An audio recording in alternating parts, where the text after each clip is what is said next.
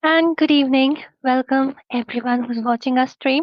Welcome to the Hook Gaming Tournament. And this is the second match for today. The first match was conducted offline, but right now we are into the round of 32. And right now we have Team Diomedes going up against Team Shadow Esports. And on the caster's desk, it is me, Asuya, joined in by Sarah. So, hi, Sarah. Hello there, and good evening to everyone, and welcome to tonight's games. And we will be seeing a very fun starting match, honestly, because Shadow Esports is currently one of the top 8 teams in India, and they are also playing the finals of a very prestigious tournament in a very short time from now.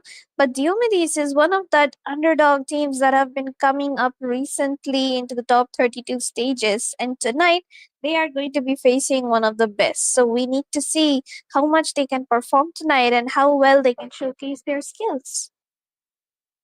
Well, yes, and we have a lot of eyes watching them. Let's see how they're going to perform.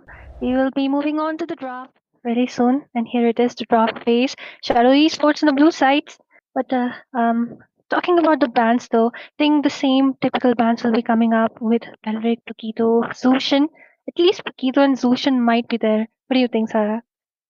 Indeed, the meta has shifted recently towards those sustained junglers and damage EXP. So Paquito is one of the, very priority bans for almost any team these days. And so is the Phoveus because Phoveus counters a lot of heroes. The Freya, Harriet, everything has a lot of trouble if there's a Phoveus in the enemy. So Shadow Esports immediately take them out because they probably want a quick game, and they also take out the Atlas. They do not want any of those setups coming in from the side of Diomedes. Jushin should definitely be taken out as well. The Freya is an option, but along with that, we could still be seeing the classic Harley bands. He is also still pretty viable into the jungle, but along with that, there's the Marcel and the Bucks are getting banned out. Pretty solid bands and same as expected. Yuzhong too, I think, right now the meta is so that the better your early is, the faster you win the game. So I think Yuzhong is one of those heroes who can constantly invade, can be the initiator, especially if there are mages like God, which have been, being picked up way too much. So I think pretty good ban, and Akai being the first pick. As just I was speaking, God being picked up by the side of Team Diomedes. Good read into that, and Gord is definitely Gord and Believe. These two are the mages which either get banned out into the mid or they get picked because they have the capability of dealing out true damage, especially Gord. And the Mystic Gush itself is a very annoying combination with his first skill because you're constantly getting chunked down of your HP no matter how tanky you are. And if that happens, then you are in a bit of a risk. But Akai, along with a Freya into the EXP and Claude towards the goal lane. Now, this is a pretty good combination coming in from side of Shadow Esports because they've got a bit of early from the Akai and they've got an immense amount of late game security as well from the Claude. The Freya can definitely jump onto the Gord, and that's going to be a pretty decent team fight situation for them. While the side of Diomedes, they have a very setup based draft at the moment. They have to wait it out for the Minoan Fury along with the Arlot's final slash, and the Mystic Gush, of course, comes in as the backup. Yep, definitely. Especially I think the Priya as well as the Claude's pick, like even though he does melt, but then again I think it is because of the God pick because towards the late game he really wants someone who can dive and take him out. Let's just see how it goes though. Right now the second ban phase already up, Glue being banned away. Blue also pretty annoying I would say, especially for the God.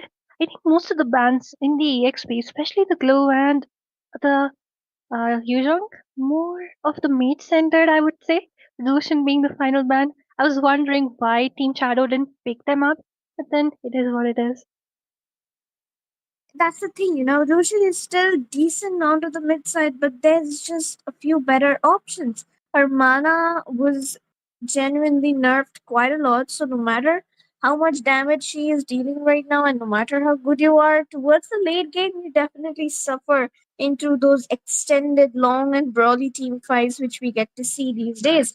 And especially against Arlot and Minotaur combination, where Minotaur can constantly keep healing you and provide the passive from the Flask of the Oasis, it's not that good a pick anymore into this draft. So they didn't necessarily need to ban that out because Shadow would never have opted for it anyway. On the other hand, the Carry and the Fredrin have been taken out by the Oasis. The Moskov is a pretty decent choice here. Can push back the Claude and the Freya, even the Akai, and probably clutch out a team fight when Akai tries to use the heavy spin. But I feel like the mid lane is going to be a pretty deciding factor into this game. Well, definitely, and especially considering that there is Freya as well as the Claude, Moscow being a really good pick. But the only issue might be of the Akai. So I think if they stick to the tank, because Minotaur is really good, especially towards the late game, the heals are insane. They might as well go in for some, maybe support just to counter out the heal which Mino gives. But then we can even have the Akai onto the jungle and something like a Florin. So let's just see. But then talking about the entire draft, though, I think Arlot might, it heavily depends on how the Arlot is going to play because Claude can move away, Freya can move away, and a guy as well as the Hilda you really do not want to give them in those sets. So the priority would be for the marksman and the mage, Eve being the final pick. I think it's pretty good, especially considering that there is a Claude. She can provide the utility, she can provide the zone where Hilda jumps in, Akai jumps in, Freya as well as the Claude. So I think compact kind of draft coming in from the side of Team Shadow, and the final pick being Suyo. Another great option, Sarah. Indeed, the Suyo is still pretty viable into the jungle. A little bit of early snowball from the help of your team, and you just, just carry the game, so on and so forth.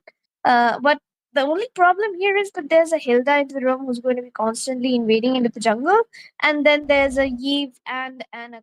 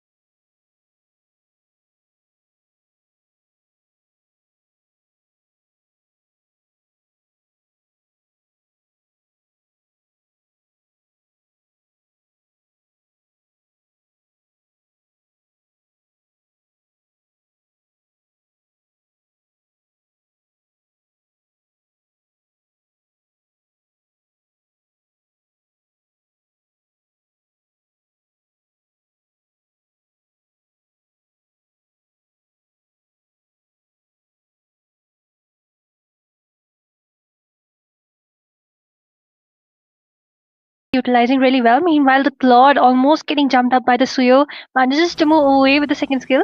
Yep, this is what I was saying. Minotaur, the only issue with Mino is like he's insane in the late game, but the early game is kind of squishy. So if people, go ahead and mark down the Mino, they can easily melt him down, especially right now because the early game is strong, the damage is way too much. They are ahead in the kills, they are ahead in the ghoul.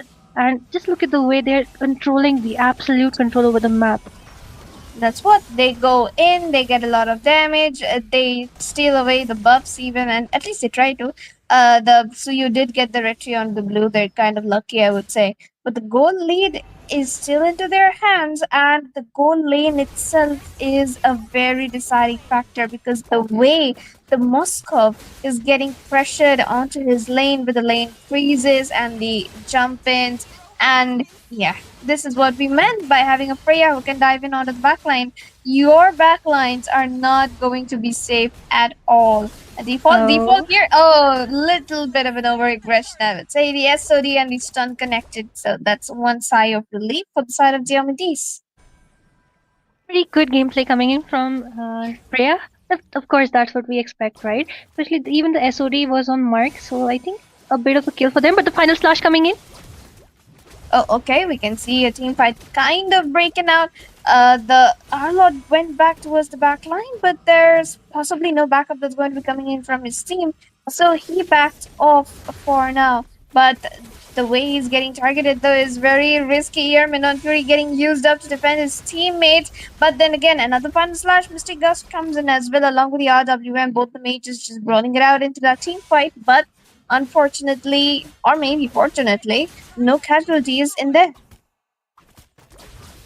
I think, okay, once again, it is a 3 versus 1. Our lot might be in a very dicey situation out there. Just dashes around. The final slash also comes in. A lot of damage coming in. Even the Akai. And once again, he just chose a Lancelot kind of gameplay. But unfortunately, damage is way too much. That's the thing. The Claude has already built up onto 2 items, I believe, or at least about to finish his golden staff too. So he is definitely going to be dishing out a lot of damage no matter how much you slash around. And that is not the best of positions to be in when your team does not have that much of a late game except for your marksman. So here Shadow Esports took the smart way out. They are dominating the early game as much as possible. The Moscow trying to deal as much damage as he probably would have wanted to, but the pressure and the zone and the poke is a little too much for him to bear. As far as the yes, they have got the tier ones in all the lanes. They just have to wait it out for the third hurdle of this game, and they might want to take down the tier twos. But look at that, Manu and Fury and Mystic Gush comes in, but it doesn't really hit anyone. The Suyo almost wanted that kill onto the Claude, but the lack of damage and farm, and he will be the one to fall instead.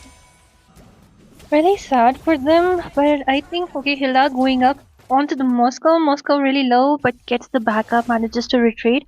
And as for now, okay, right now we have the Arlot going in for the Eve. That might be pretty an issue because, but then again, Arlot manages to grab that kill. But all alone, 1 versus 2, manages to back off once again with the dash, but knockup coming in once again. Just look at the Minotaur just coming back for some help, but he just dives in again and again. Can't really read what was he planning. He should have just gone back, I would say. That's what he should have just gone back. And the thing is, the Gord is also scaling at the same time along with the Moskov. So the damage from the side of Diomedes will also start to show up.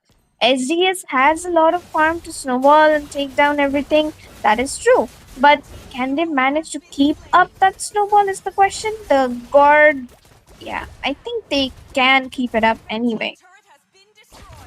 I think they're way too much separated because they really need the Minotaur to initiate. But somehow it's our Lord always timing in all alone. Then there is the god who is trying to back up, but he's not someone like a mage who does not have like the utility. The flicker was on cooldown. Like he doesn't really have the means to back off from the team fight. So they really need to make it safe, play it safe. Once again, our Lord going in will be getting almost melted down out there. The heal comes up a very, very clutch save coming in from the Minotaur.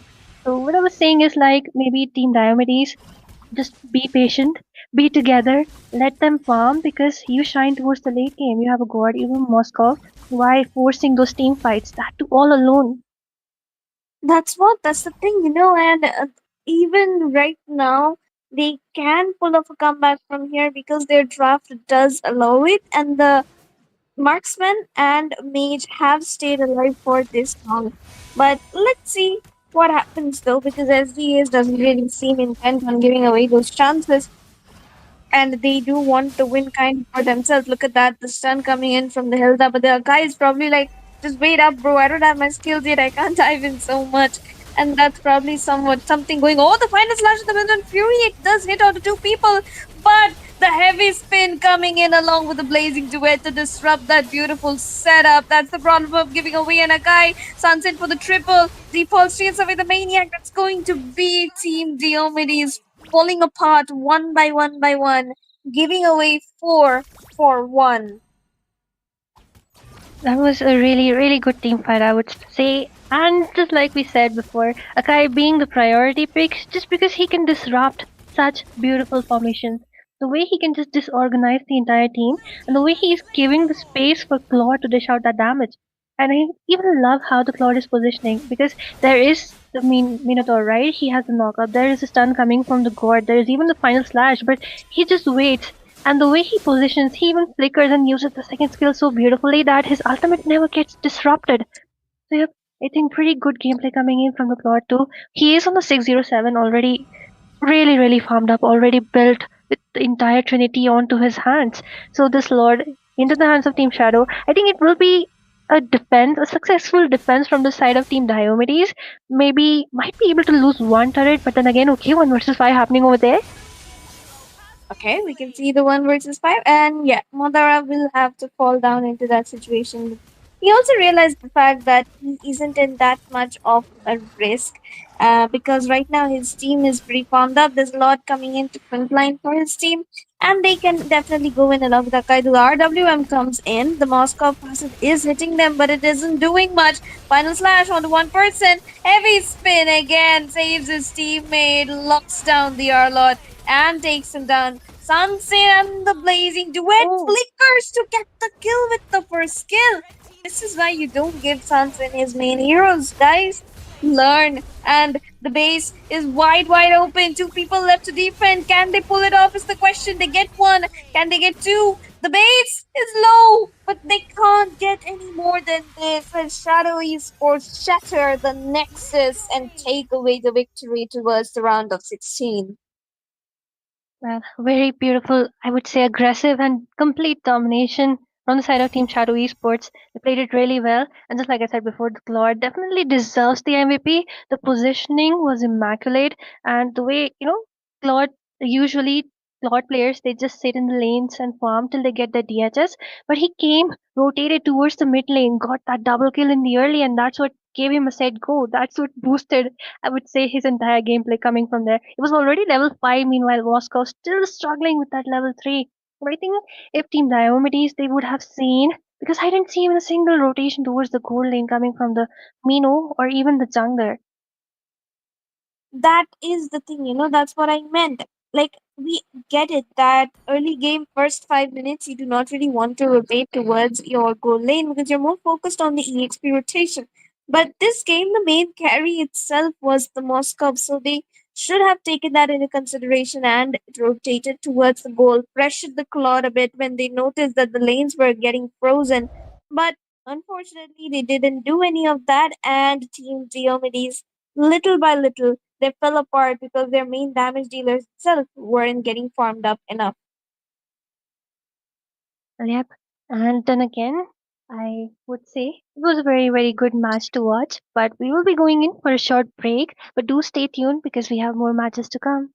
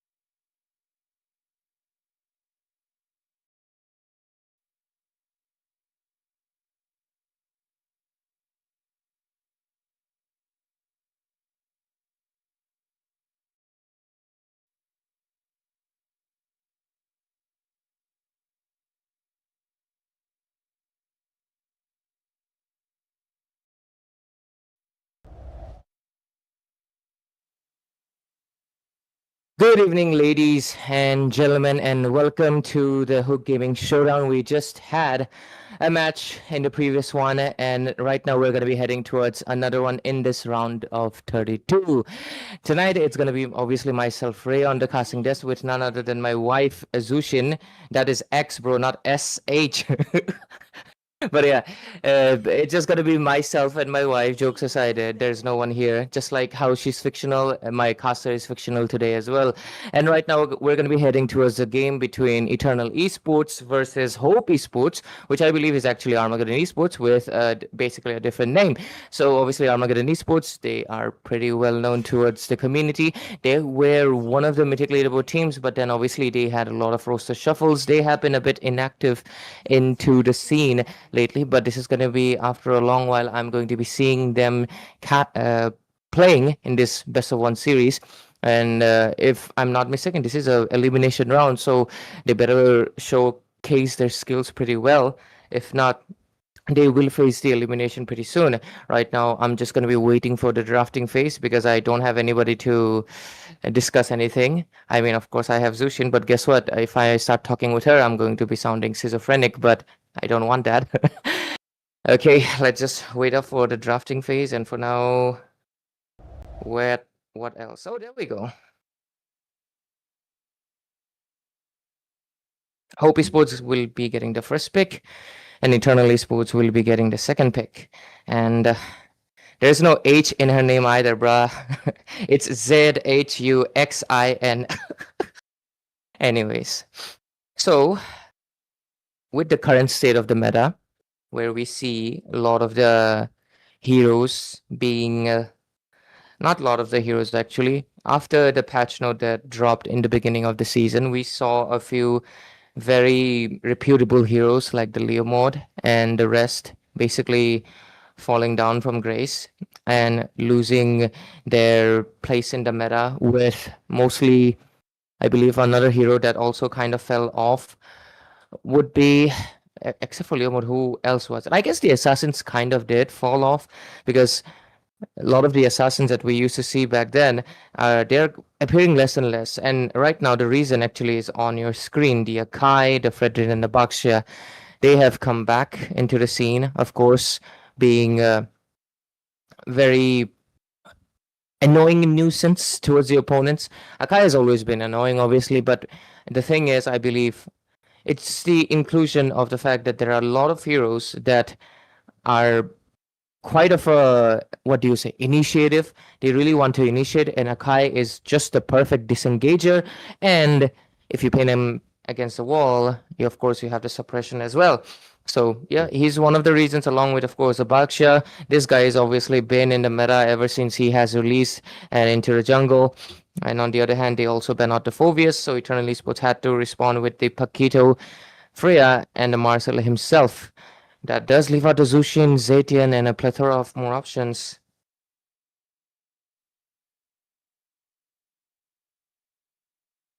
I think they will most likely should just go for a lock into. Okay, I'm a little bit confused. I think the names or the squad, either of the sides are like swapped because Masala Phaeton are Eternal Esports and Walo is from Hope Esports. So yeah, do check production if the swap is wrong or something. Anyways, for now though, whoever like for my screen it's showing. Okay, oh there we go. Yeah, it's fixed now. So yeah, first pick is indeed Hope Esports, and we're right now getting the Claude into the first pick.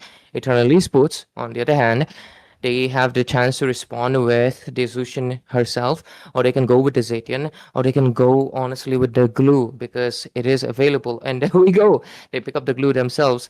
Zushin would be pretty good, but to be fair, God is one of the strongest placements into the meta right now, strongest we've ever seen. So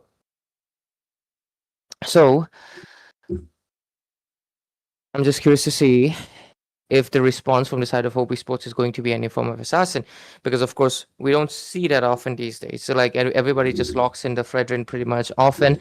But for now though, yeah, damn, I'm getting too good with the prediction, I guess, tonight. To be fair, I'm always good. Hey, but jokes aside, it's gonna be a Fredrin jungle.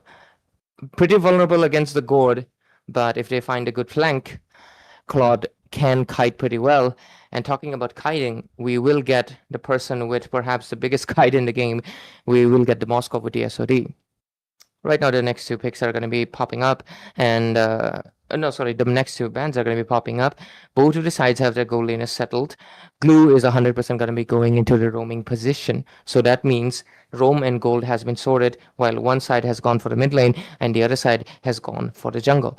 So Eternally Sports right now, they can do the sensible thing and perhaps ban out any EXP laner that can affect them, or yep, a mid laner is also good. Although I believe the Eve does not pose much of a threat to the gourd or the glue compared to something like a Faramis or even a goddamn Vexana actually, because there is a chance Hopi Sports can try to counter you. Not to mention the Alice. The Alice still stands as a threat because she can reach in from the glue's blobs so fast. She will basically go from zero to hero at 100% HP, and you don't want that to be happening. And I believe Alice will be a sensible pick for Hopi Sports. If not, Eternally Sports has to ban it out. Hopi Sports go with the ban into the Guinevere, knowing she is one of the counter picks picked up for the Fredrin himself. So with everything on board, last ban coming in from the side of Eternally Sports should be Alice. Should uh should be Alice, honestly. Because I think yeah, there we go. It was just predictable because if you do not ban out the Alice, she's gonna screw you up completely into the team fights. And what was it? What was the thing again? Oh, someone wants to join. Go ahead, join, but do not replace my Zushin. Let her stay. Sorry, dude. Zujin is is a gift to everyone in the draft phase. But looking at that, it's nice to be here, guys. It's Bollywood here, man. I think you've already been introduced to Ray, and we will be a casters for this game. I'm a surprise caster, guest caster. But let's see, Ray. What do you think so far of this draft? I'm just happy that I'm seeing a Zushin with me, man. What a dream come true. Imagine casting with Zushin. You might not hear her because she's not real to you, but she's real to me. But yeah, jokes aside, Hope Esports is Armageddon Esports. Actually, I think you guys. I mean, you obviously know them. And on the other side, we have Eternal Esports, one of the teams that recently came into top four in the Throne of Dawn tournament hosted by Miko Official. And right now, they're here at the round of 32 as well into Hook Gaming tournament. And this is a best of one elimination series. And of course, the loser gets out of here. This is the day one after all, and we had just started. And by the looks of it, how do you feel about the drafts? I predicted it pretty well, though, because I feel like these are two obvious meta picks, honestly. For sure. I mean, the patch has been quite stable now. I'm a little confused on taking out the Guni because considering that except for the God, there's no real, frontline engage that they have. Even with the Arlot, the Guinevere is not going to do too much for Eternal Esports right now. So maybe instead of taking out the Guinevere, they could have opted to probably lock out maybe the X-Bar, considering the amount of frontline that Hope Esports is running with right now, because Hope has so much engaged potential right now. They have the best 5v5 comp I think at front three I've seen right now in terms of how well rounded it is. So maybe they could. Oh yeah, there's your Zushin, Ray. There she is. Yeah. Yeah, I don't know. I don't know why it took them so long. Like, god damn it. But yeah, understandable. They do get the Zushin, but the thing that's going to be like causing issues is definitely the fact that okay, they go with a very nerfed Leo mode. I mean, he is strong into the team fights. The thing that is nerfed is his potential as a jungler, right? The damage. He got hit pretty hard, man. 120% to 40% damage against creeps. It just what 3%, sorry, 3 times slower jungle. That's the reason like not a lot of people have been going for him, because right now the jungle meta is about the farming up the fastest. That's why obviously the tank jungles came back, and we are seeing a bit of a YSS here and there, along with of course the Suyo is all like this dude Suyo and Zushin. Honestly, these two heroes that released in the same time period, they have been meta ever since they released. It's insane. Like comparing to something akin to the Obsidia and the Hirana and kind of a little bit of Sora as well. They have not been that equivalent of, defining the meta, honestly. Yeah, man. And I'm a little confused. Like, I would have rather gone for the X-Borg or even Yeah, a man, agree. Balmond jungle compared to the Leo mod. Because realistically, who is the Leo going to catch? The Zujin is constantly going to poke him down, interrupt his combos. The Lapu is a great stopper. and it's not like Leo can guarantee a 1v1 with a Lapu until pretty much in the late. Yeah, I think this is more of a comfort pick, honestly, Baldu. I would Hmm. because I've seen Wuzen pick up the Leo time and time again in the previous season, but I think he has to know something like the like he has to know that Leo right now his impact into the meta as a jungler is pretty low, and like you mentioned, even if we kind of forget about the jungling, who is he supposed to catch, right? Zushin is going to be really hard to catch unless he's just way too fed. But how does he get fed when he cannot exactly jungle the fastest? And the second thing is, like, how is he supposed to even catch up to Claude either? But anyways, I guess that discussion will be held with this as we head into the land of dawn. Ladies and gentlemen, Baldudu is going to be, of course, the hype, the play-by-play with me, as I'll stick to analysis and Yes, analysis. But right now, I mean, Leo is starting with a small camp, Ray. I really don't think we're going to be seeing too much of an invade because Fred himself takes an amazingly slow amount of time to farm up. yeah. There's not much action that's going to really happen in the XP lane. Both these guys are going to go to half HP. Arlord's going to heal up. Lapu's just going to stack his passive. So the place we need to put attention to is that mid lane, because whichever team his team's mid lane performs better, I think we will be seeing them doing a lot better in terms of activating these really slow side laners for now. Oh, will he miss a wave? Will he miss a minion? I Oh, think he he has to did. go deep for that minion. No, he did get the thing, but yeah, not too much really happening on the map to talk about, Ray. What do you think about which team will fare better in the first turtle? Honestly, I do think if the god does get a level 4 right, he has way more damage DPS right compared to Rezushin, who is more into the utility. So they do have a little bit of a better chance right now. Top lane, they might be actually able to get a kill right here. Lapu, okay, Phantom that's a speed flicker. used up. And that's the thing. How are you going to catch someone without the crowd control? You don't really have an insta lock CC because all of it is focused on that guard and glue. And you can't really guarantee a commit because the range of their skills, while God's, S1 does have a decent range, it is a very hit and miss skill. Yeah, You can't really control who you want to lock down. Right now, Atlas diving in, he's trying to slow down Wuzan over there. They want to ensure that they have full turtle control. Glue using up those splits. He's going to connect onto one. Is he going to catch the Zushin? Is he going to drop the ult? He doesn't have the ult just yet, but it's actually going to be first blood secured by Eternal Esports. But the turtle will go on to Mazarap, who makes it one and makes it two. Actually, it's not Masterop who got the 3. turtle. It's going to be Fred who got the turtle. But that's 3 kills for Eternal Esports as Zuzhin unfortunately falls. And that is an amazing start for Eternal Esports. Moscow is also going to get that, bot side gold shield while his teammates will be cleaning up the jungle on the bot side. But there's the reinforcement coming in. Claude is quite low. There's the Fatal Links. There's a Blazing Duet going to use up. They don't have any ults. Moskov is going to go back in. But Velo is going to get that kill. There's going to make it 2 as Zuzhin picks up the first kill of the game. And right now, Moskov has to back off. I feel Atlas is overextending a little bit. But Fred is there to get the invade up and going. And Hope Esports turning this around after a terrible first hurdle. Yeah, Hobie Sports, of course, their first turtle fight, it did not go into their favor in any shape or way. They lost to an 0-3, but right now those 2 kills are going to be able to help them bounce back slightly into the next fight or even the next turtle.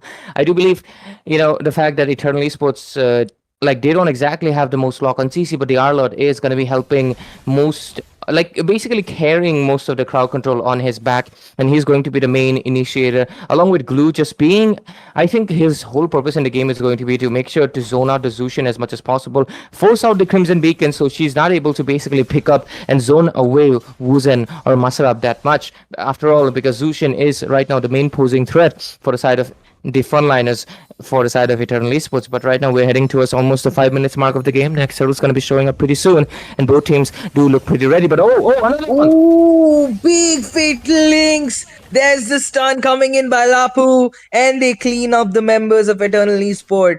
And this is not looking good. Without Master you have nobody to engage. And right now, Master has bitten off more than he can chew. Appraiser's Wrath was not needed there, but they're just gonna commit everything. And a huge burst of items picked up by the members of Hope Esports. I think I saw 3 different items being picked up over there.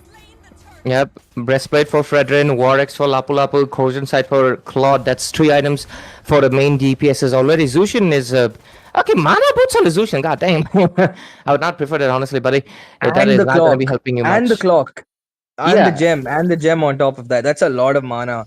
I mean, I yeah. don't I think mean, it's not going to help you Eternal because most of Esports your mana even comes has in that from much your HP, passive. right? I don't think Yeah, Eternal Esports even has that much HP for like Zushin to run out of mana at this point yeah, with the yeah. lineup That's they're the thing, running. isn't it?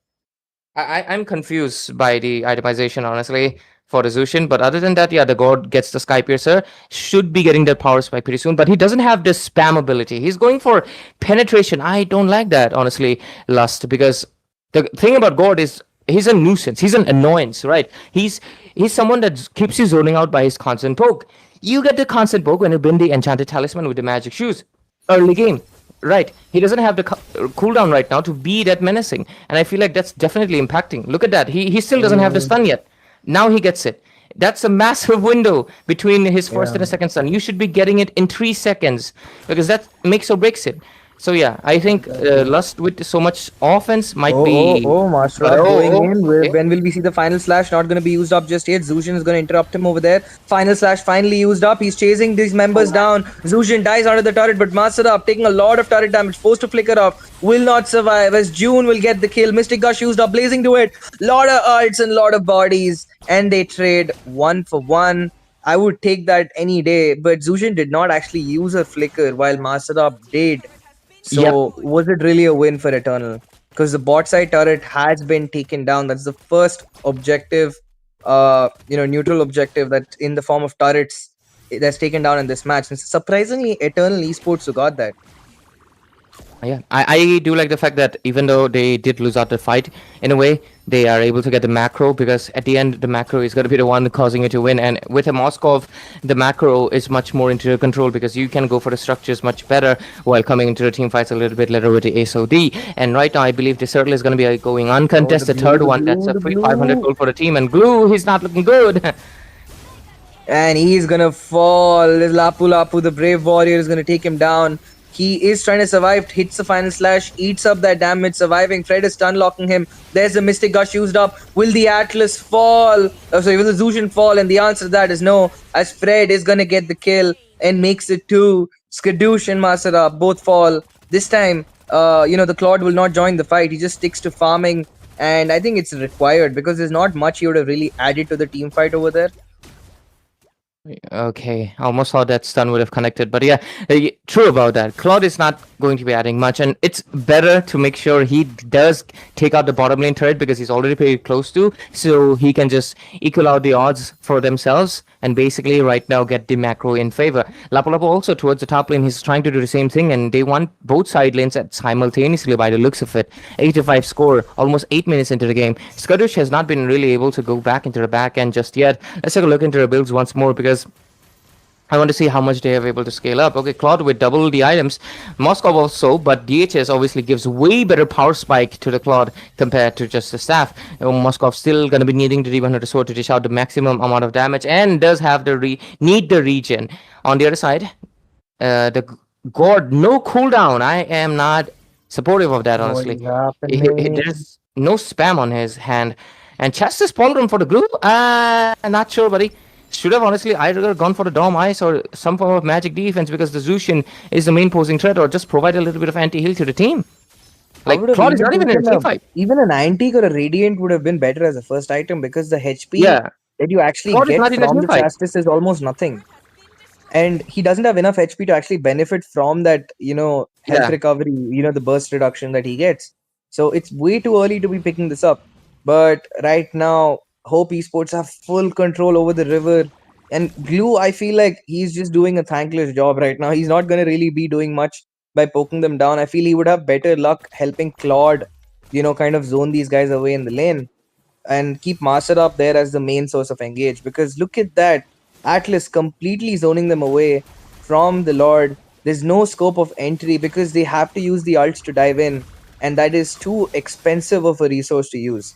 And with that, the Lord half HP, it's gone below. Who's gonna get the retribution? SOD will not connect. The bodies are jumping in. Who's gonna get the retribution? It's gonna be the Fredrin. He will not be denied his gold. He will not be denied his medals and laurels. As finally, June will take the kill down onto the Leomord, as Ito will clean up Master up on the bot as he used up all of his kills. And this Moskov does not even want to join the fight. He saw his SOD missed. He doesn't give a damn. I'm gonna take the red. I'm gonna eat the turret. I'm gonna have my cake and eat it too. But in the mid lane, what can Eternal do to bounce back, Ray? Um, just scale up. Oh, Honestly, they oh, do oh, have the oh. most. Hey, Oh Phaeton. no! That's horrendous way to go. Dude, That's just sad, man. what? Like a lot of blunders from the side of Eternal Esports. Like they're making missed calls after missed calls. I mean, just because your SOD miss does not mean you keep making missed calls, man. You gotta lock in because it's not looking good. Masab also going with a chassis Polder. I feel like they're rushing the item too much. Yeah, I mean, it's not. It's rough. It's rough. What are they doing? What are you doing? Why are you clumping up like that for an Atlas and Lapu? Oh my Yeah, god, Split did get used up. Glue could not eliminate that target. Zushin nearly gets the kill. Maybe if she went for a more damage based build, she might have yeah, got that kill, but it's not gonna happen now. But the yep. position that Hope Esports are in is an enviable one, and Eternal is getting pushed back so hard. They're barely able to clear the lanes right now with how much pressure that Hope Esports has on the map. Yeah, I think I really don't like Lust's build. I feel like he's missing out the point of the God. I feel like he's picked up because he knows God is meta, but he doesn't know exactly why the God is a meta. It's because of the spam ability, his constant poking that causes the opponents, like the utility, the frontliners to basically lose HP or basically get stunned and have to, keep on sidestepping into uncomfortable position in the team fight. That's the whole point of the god. The Mystic Gush dishes out the most damage and it can melt tanks, but it's not the only reason god is in the meta. Because if damage is the only thing, you can just go for a goddamn Lunox, right? Damage isn't the only reason god is in the meta. It's the amount of poking he provides, and I feel like Lust with that build, he's not able to do any of that. Atlas has free reign, free capability, because Lust right now doesn't have the mana regen, doesn't have the cooldown reduction to constantly be the nonsense that a god can possess. So right now it's just a passive one, and the Leo mod pick, obviously we judged it for a reason. He's not able to catch into anyone. He's not crowd control immune either, and I believe Wuzen was way better off going for a Lancelot. So I am really confused by, of course, two of their decisions in the pick, and right now by their builds, and right now the execution is slowly falling off.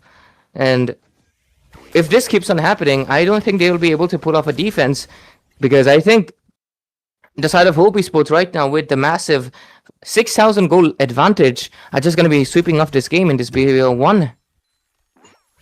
Yeah, I think this might just be the end if they do not do something quick.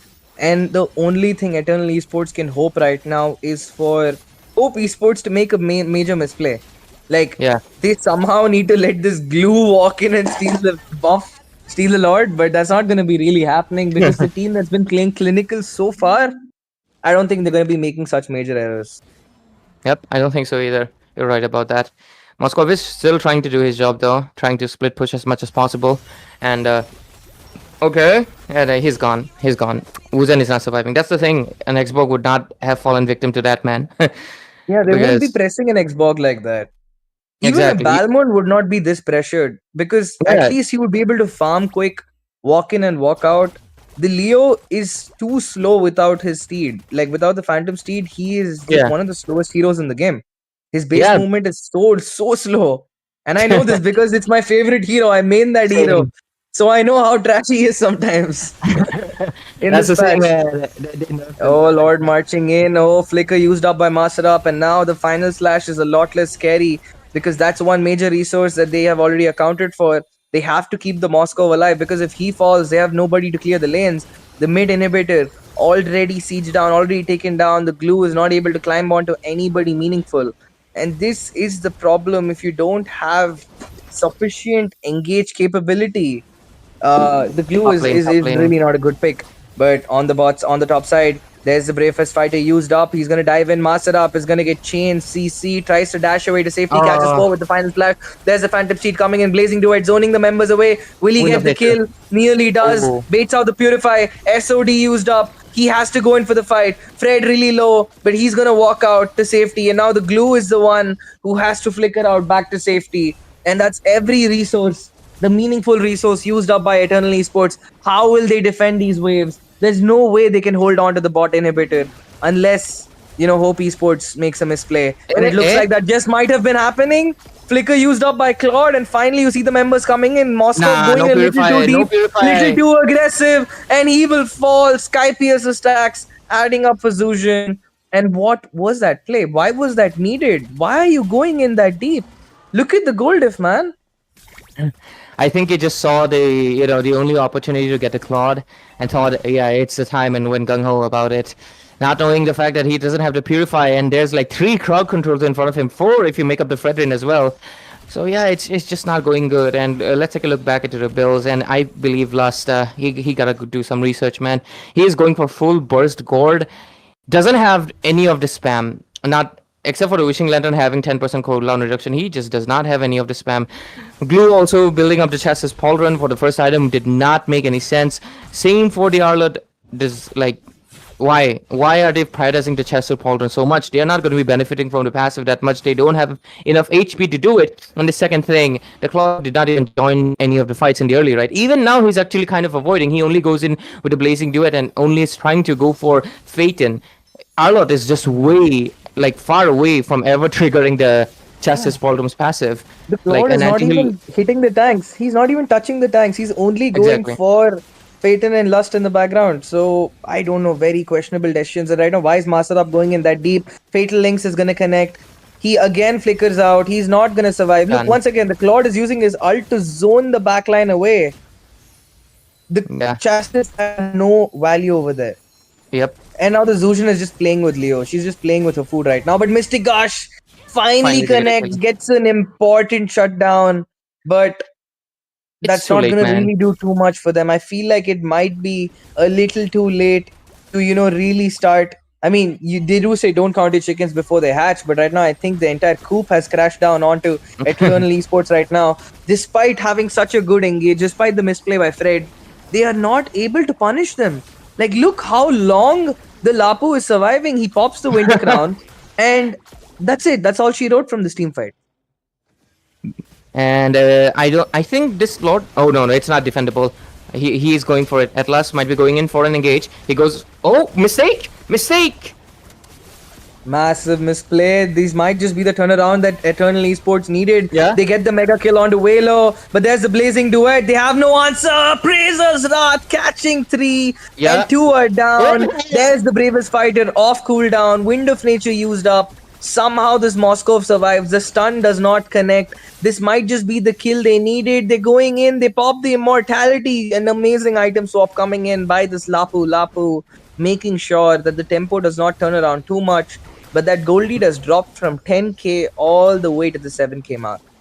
Yeah, it mainly happened because, of course, Hope Esports, first of all, most of their frontliners were down to 50% HP, except for Lapu, he can regen. Second thing, Zushin was taken out. She was not in the team fight, right? So it was a 4 versus 5 team fight, and Eternal Esports, obviously, they were able to capitalize on the fact that they made a slight mistake. Atlas went in a little bit too deep, wasted the flicker and the fatal links, and that obviously caused them to win out this fight. That's the thing. Hope Esports right now, for Eternal Esports, this is not their game to win. This is Hope Esports to lose. The only way Eternal honestly wins if Hope Esports keeps on choking and keeps on making blunders on repeat. That is the only way. Because right now, the side of Eternal Esports, they have just too many things to handle. They have to care about the Claude, they have to care about the Zushin, they have to care about the Lapu as well. And then, obviously, at the same time, there's a Fredrin always looming in front of them, along with, of course, the Atlas. And with all of these things considered, they have another thing to consider, the minion waves. Dude, at this Constantly. point, like, look at it. Like, they're so comfortable, they're sending their marksmen solo to handle the waves. And they're just clumped up in a group of 4 because they know that they cannot die when these 4 are together. And they know by the time these guys even kill one person from Hope Esports 4 stack, Claude is going to come in with a blazing duet and zone them away again. Yep. Like, this comp is working so well. At first, I was really happy with the front 3 that Eternal Esports drafted, but I feel like that Leomord pick and the way the god is itemized, they have kind of nullified their own advantage. Exactly. Because it's supposed to be a poke comp, but you do not have enough cooldown to actually be poking. So what is the Same. point of building this draft? Yeah, they missed the point, honestly. They are building towards damage. Even Leo mode is right now going for 3 to 4 damage items, I believe. Completely missing the point that he's supposed to sustain in this team fight. He's not supposed to take anyone. He's just supposed to stay alive for the god to dish out the damage that you've built. But of course, the Lord is going to be taken. This is a fight. Do they want to take it? Blazing Duet in the back. Oh, Blazing Duet, they will be pushing away. Skadoosh will fall again, and Masarap not far behind. The immortality's pop, but how long will you live? He buys a second more of time, but that is all she wrote. Skadoosh does finally buy the immortality, but a little too early. I mean, a little too late, actually. Atlas with the conceal play. They don't really find much. Phantom Steed is going to be used up. They have to zone these members down, but the waves would be marching in slightly delayed. A lot of damage put down onto Velo, as he might have to recall over here, but he does. I think he's just waiting for his ult because the cooldown must be like 5 to 6 seconds because this dude is itching. I mean, he has the trigger finger ready on that Fatal Links. Yep, there it is. He's looking for the play. He doesn't need it as Butterscotch is going to get that kill. They will be taking down this Aegis, and Eternal Esports will be bidding adieu in their to their journey in this tournament. Yep, unfortunate scenario, but that's what's going to happen. They do know the meta, but they do feel like they are lacking research on what makes it. And unfortunately, they're going to be losing out to a very strong snowball from the coming in from the side of Hope Esports. Of course, in the early game, the first hurdle, it looked really hopeful for the side of Eternal Esports. But as time went on, we realized that they were missing out on a lot of key factors. Of course, the Leo mode was a really bad pick. He does go for the 6-7 KD. And no kills, though, DA, yeah, the death and assist. Other than that, I believe they missed the mark, man, on the guard. They kind of wasted its Megumi, the potential. And that is about it. He does get the 100% team fight participation with most of the damage dished out. And that is my issue with it. Because if your god and your Moskov are going to be the main damage, okay, I'm fine. Okay, let's say they are going for a new strategy. They are going for a raw god damage. Even then, that doesn't make sense because you can always build a cooldown. Then you need a tank jungler. You needed a tank You jungler, like need a a CC tank tank. jungle. You You had to need pick it. up the Yeah, Fredrin for yourself. You couldn't they did give the not. Fredrin away. Yeah, I they did mean, not. I would take a Barat's jungle over what Wuzen picked right now, but I think Exactly. they have all the time in the world to go and figure out their draft because that is the end of their journey in this tournament. But Yeah. with that being said, Ray, we're going to be heading into a very short break before you will be continuing with the matches. I'm going to go head to dinner and join you back at the match 5. But we're going to have another really talented caster joining us. So please keep interacting with the stream. We're going to be right back.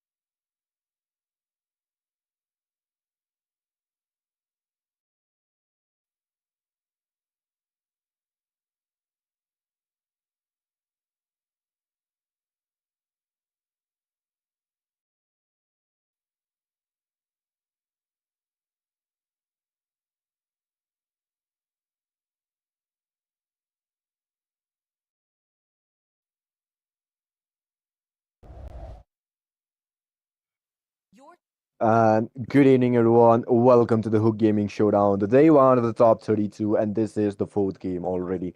There were three electrifying games that we've already seen, and this is going to be the fourth one. Absolute dominance, absolute heat, and we are already on towards Team Opai Squad versus Team Asur.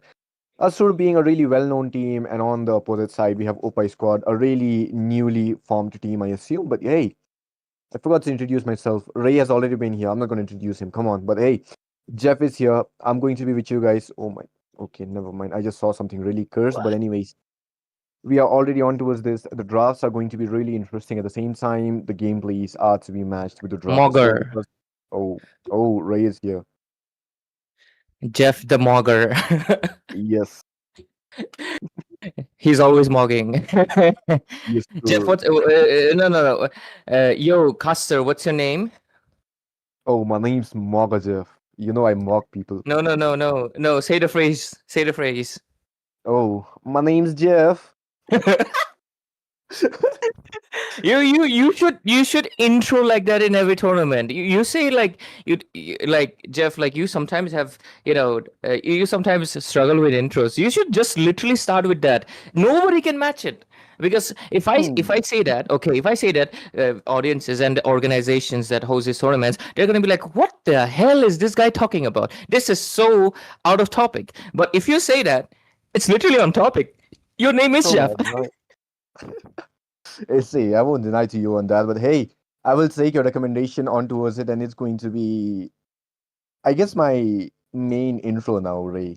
You know, whenever I'm casting with someone, I'll be like, hey, don't introduce me. I'm going to introduce myself, and it's going to be the best phrase ever. My name's Jeff. Yeah, right now, of course, we're waiting for the draft between who are the teams again? Oh, I don't need to You must, know that yep. because we're going to be finding out. It's going to be Asur versus Oppai squad. Wow. Oh, Wow. I man. wonder that Oppai definitely means, the extremely famous K-pop song by PSY, like Oppa Gangnam Style. Yeah, definitely that one, not the Japanese one. Yeah. Okay, Opangama style. That's absolute nostalgic feeling that we are getting from it. But hey, coming on towards the draft here, Ray, it's going to be Team Asur on towards the first pick, and they have already banned out the Marshal, a really annoying hero, especially with his time freezing capabilities. And on towards the opposite side, Simopai squad taking down one of the monstrous EXP laner is going to be Phovius. And hey, Ray, I think there is going to be a respect ban coming from the side of Team Asur. I've seen Asur. I feel like, oh, I think the sides might be switched again because I see Oppai Papaya on the side of blue side. I believe someone with Oppai Papaya is definitely on Oppai squad, so production do check that out. On the other side, yeah, I have seen. Oh yeah, yeah, it is RIP me is from Asur. I'm pretty right. Yeah, there we go. And that's RIP me, Miss Marty and Rehan. I've seen them play in one of the scrims in other organizations. Algambo Esports. Asur were pretty active there, and now they have been not that active. So I haven't seen them play in a while. But the last time they played, it was like pretty dominating. They were able to finish up, I believe, top 16 there. So good work. But right now, they're going to be here at top 32 at Hook Gaming Tournament. And we can see if they will make the same thing happen. Do they make it to the top 16 immediately here by taking a victory against the side of Oppai squad? I don't exactly know Oppai squad members. I have heard this squad actually. I've seen them on a lot of like community hosted tournaments, but they do give away the Akai. That's true. insane. Banning out Atlas at the same time banning out a god, but in return you have given out the Akai, the Panza, which is on towards the meta and is an absolute beast. I don't think so that was a really fair trade, but you did take up a Pakshitsu on your side, which is quite nerfed at the moment, but hey, his damage is still really high and is an absolute beast when it comes towards the battlefield. And on towards the side of the Mopai squad, they have picked up a Zichian as well, which is a really strong pick when it comes to the team fight, but hey, you will need a really strong sets at the same time on following up for that Zichian. But from the side of Team Asur here, there is going to be an R Lord which will be facing off which will be facing off the Pakutsu, which I think is not the best matchup I'll be seeing on towards the EXP side. And following up, Opai squad will be having the classical ranked draft. Kaja plus Zichian, the combo of Divine Judgment and the Fury of Phoenix. Absolute sets of a combo on towards the mid lane here, which they will be able to provide the vision of as well with the help of Kaja's movement speed, with the first skill of slowness, and him having a really strong survivability on towards their side as well. But from the side of Team Asur here, they have a really strong goal leaner. They have banned out his rival as well. Carry will no longer be on towards the picture, and the side of Team Mopai squad, they have really limited option on towards the goal lane now. I think, Jeff, Hmm. giving away the Kaja, the Paquito, I am not a big fan of that. Because guess what? Paquito Exactly. is right now one of the most broken heroes in the game, man. He's like one of the That's true. most strongest, literally. I wonder He if he. leads the I species. wonder why. It's not like he has a skin coming or something, right? but Mm.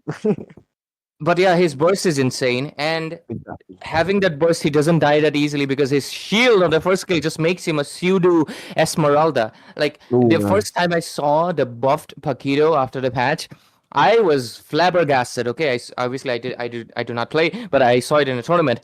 Oh. I gave it away to Paquito, and then I see Paquito is like very low HP, like 10% HP. Then suddenly he's half of his HP shield. I was like, ah!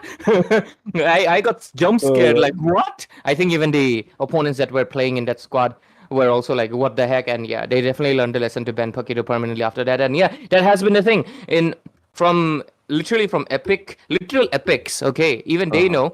know to right now mythical immortal rank. Paquito has been the highest win rate, highest ban rate hero right now, along with Marcel. Marcel makes sense. He's the newest hero, along with of course I mean, we don't talk about Hirara, but yeah, the newest hero with a roam capability that can destroy compositions, right? And literally freeze you. So it makes sense that Marcel still maintains the highest ban rate, highest win rate. But the fact that Paquito, one of very old fighters, has reached that, it's scary. And to give away that just because you have an Akai, I'm a bit doubting that. I wouldn't have doubted that if there wasn't a suppression. Kaja literally will suppress the Claude, the Arlott, and even if Farsa, what are they supposed to do about it? No amount of Purify is going to be saving them. Exactly. And the fact that the side of Team Asur, they are not looking so strong on towards the draft as well. I mean, they do have somewhat of an infinite vengeance on towards that mist here, especially with the follow-up of Akai with his heavy spins and the stunts that will be provided by Rehan and Smarty. But from the side of Team Opai squad here, their draft is looking really strong at the moment, especially with objective control.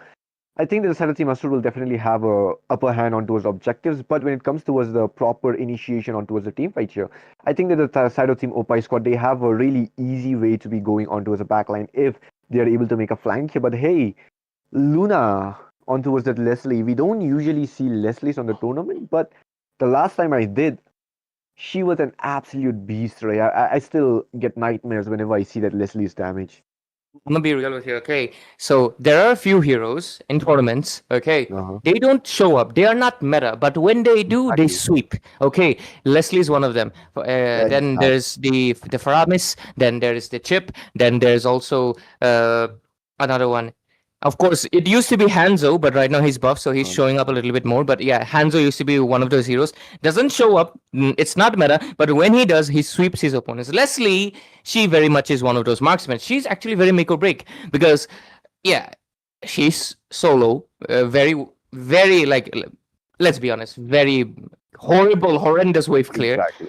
and cannot defend herself. She's in the line of the marksman of Layla, Mia, but what separates her? True damage. She has 1,000 true damage in the late game, and no amount of defense Oh, items. man. No, not even the Sky Garden helmet will save you. Because guess what? Maybe your tank is buying Sky Garden helmet. How many hits can he take? Max 4.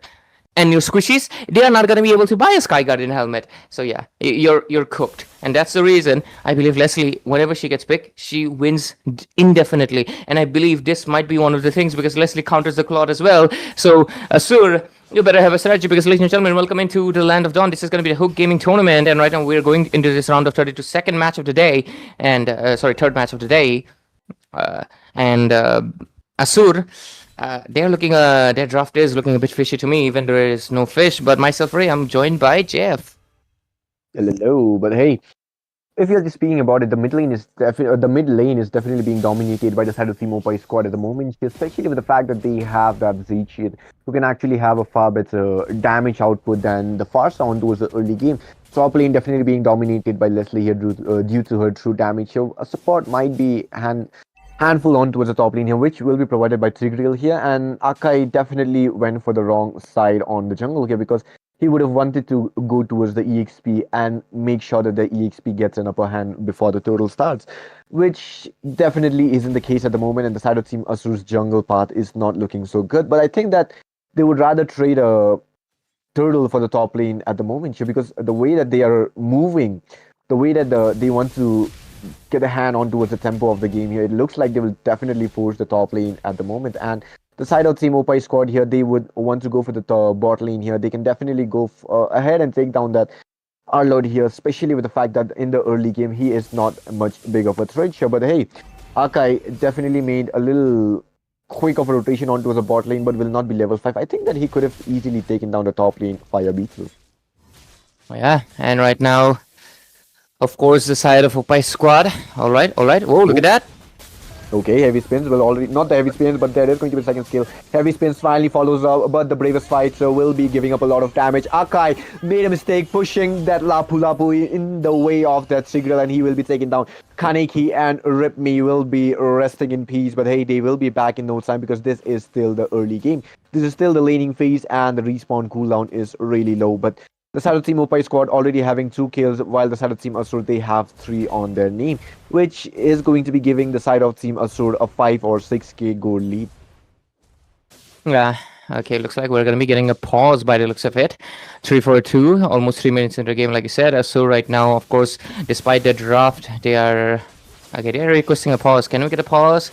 Can a homie get a pause right here?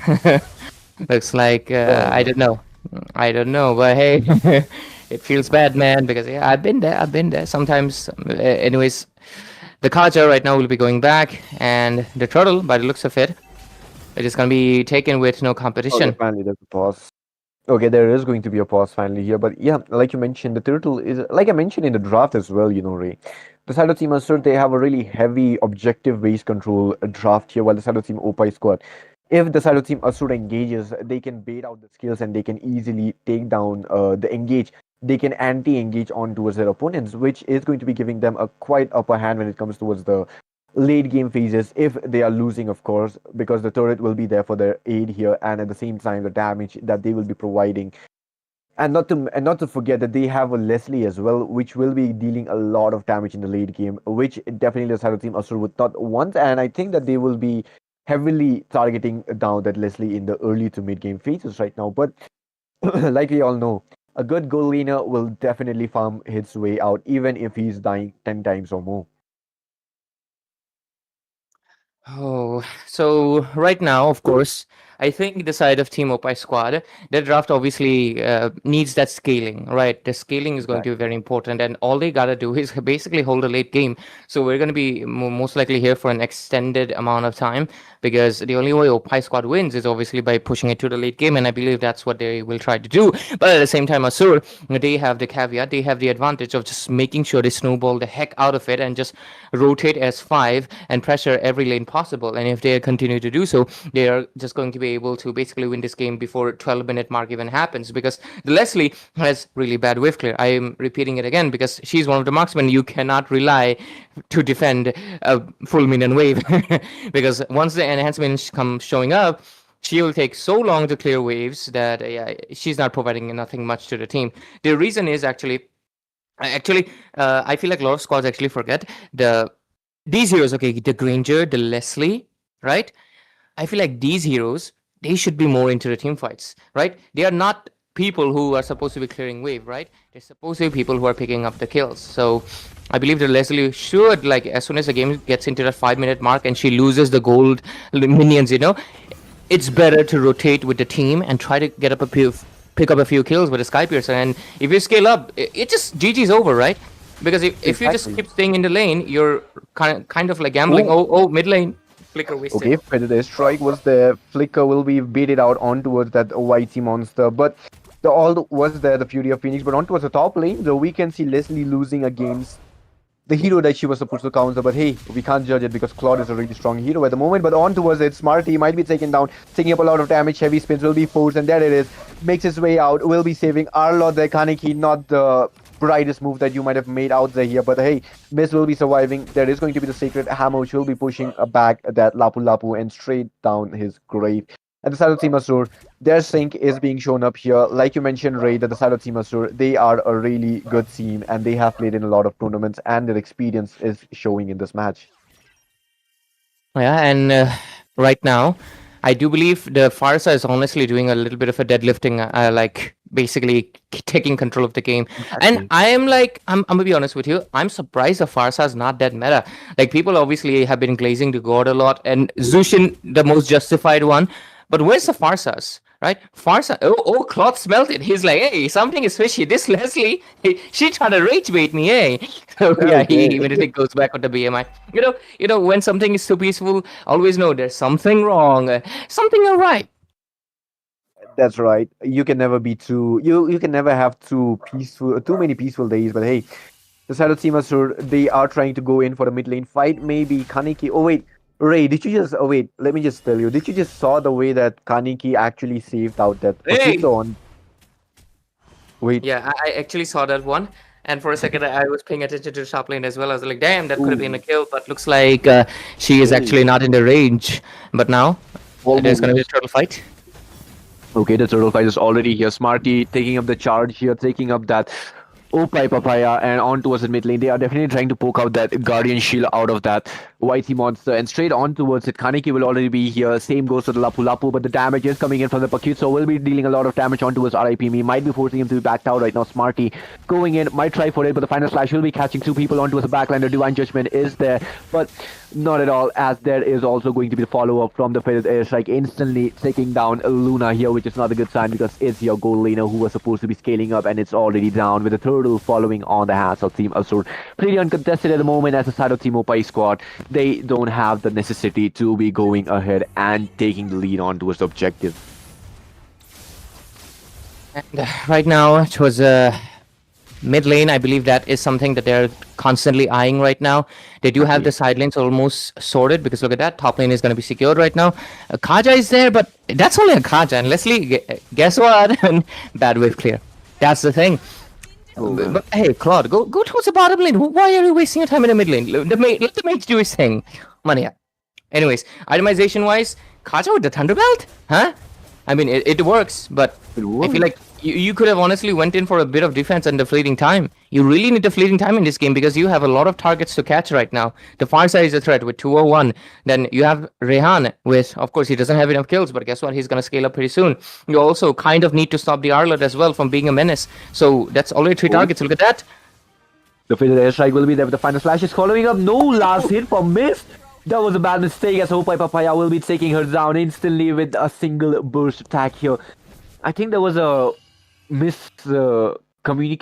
think there was a misclick or something that just happened there because the All's timer ran out and Monster, he was able to survive pretty easily, pretty 1 HP moment there, but hey, the side of Team Asur, they might have made a mistake here. Mist might be the one taken down here, and there it is. RIP me taking up a lot of damage by Pakchitso might be taken down. The final, the heavy spins will be there, but it will cancel out.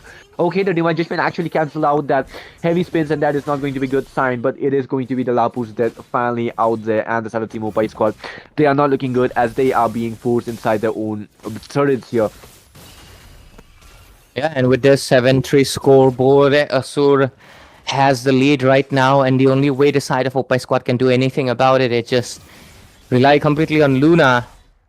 And let's take a look into itemization again. Does she have the Berserker's Fury yet? I think she should have it. Okay, Yep, she she does. does. So she's building up towards the Malefic Gun for the penetration and the new passive with the penetration. And, okay, mid lane. They're going to be able to get it. Lapu coming in very aggressive. Okay, there is going to be the Land Shaker, which will be used up by Lapu Lapu. Instantly goes in for the Bravest Fighter as well. The heavy spins will be catching him once again. Double kill for Luna, instantly granting her the power that she needs. But hey, there it is. Rehan will be going for the damage here. The BMI is still there. We might be seeing Quicksilver taken down, but it's going to be the YT Monster who will be taken down first instead. Opai Papaya is definitely a really strong candidate for that, man. Look at his KDA 314. Single-handedly feels like he's carrying the team That's at the moment. Paquito for you. That's the Paquito for you, mate. Exactly. Just too strong right now, and he's finally able to find the angle to show his strength. And he does, of course, have the damage right now. finally gets it. And obviously going for a jungle kind of, causes you to, you get my point, right? He is Yep, more yep. into the XP laner for a reason, because he can clear out the lanes and then immediately go to like trying to get a kill. Jungle restricts your movements because you have to take up, or like both of your creeps, you have to take up the green as well to get most of the farm. You can technically go for the team fights, but do you really want to leave all your buffs behind? Because you're just going to be like on so much lower EXP, right? You still need the jungle to clear. That's the whole thing. Being a jungle, it's not just about coming to a team fight taking kills, which Paquito actually really desperately needs. But oh, mid lane! Quicksilver pinned down by that heavy spin, instantly taken down by the feathered airstrike as well. Man, Quicksilver, that was before the Lord as well, and that is not a good sign. Ripme taking up a lot of damage by the Leslie here. Luna, but there is going to be the implosion, which will be followed up. Miz does not want to take any risk here. Kaneki will be going straight on towards the back, and the final slash will be used up a bit too late. She flickered out, and the conceal from Luna will be saving her right now. Flicker comes in. Oh, wait, Miz, that was a bad mistake, and there it is. Punished for the mistake and a miss of skill, and it is going to be the death for Miz. Same goes for Ripme, but for return, they take down White Sea Monster, man.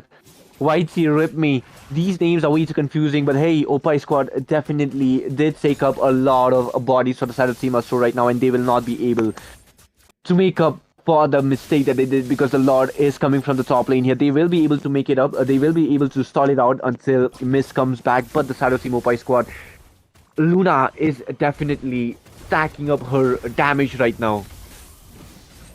Yeah, and right now, okay.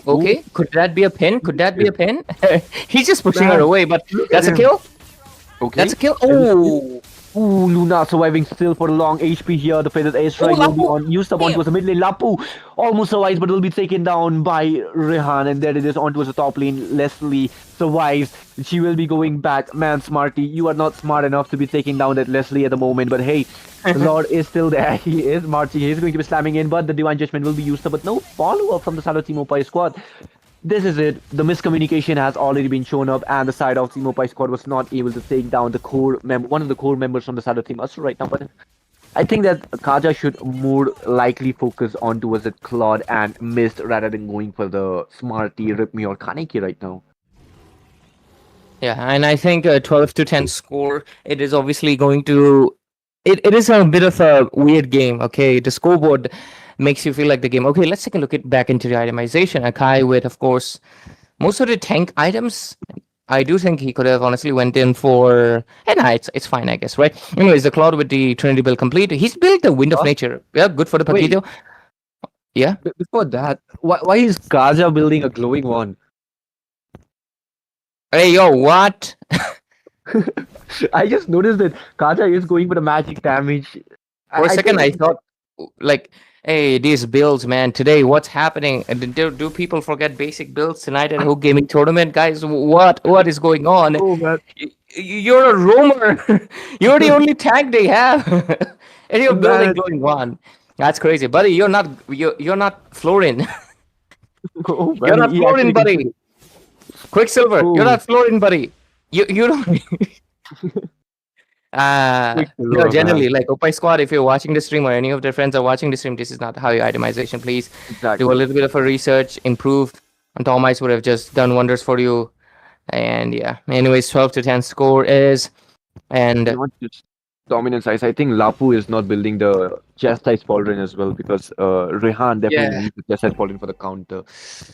The side of Team Opai squad, the itemization might be one of the main reasons that they are not able to win the team fights here. Yep. And the side of Team Asur, they are definitely taking up the opportunity that they are getting. Hey, our opponents are not building the items correctly, so why don't we take the full opportunity? So why don't we take full advantage of it and actually dominate the game? And they are doing it, but still they are 2 kills ahead right now, which is not the best sign here. But on towards the bot lane, there was a 2-on-1 that will be coming on towards that Lapu Lapu, and he will be instantly taken down. Not a good sign for the side of Team Opai squad, as they will not be able to contest out the Lord here. yeah, agree with you on that one. Okay, Kaja gets it, but yeah, he's himself not tanky enough to take any damage.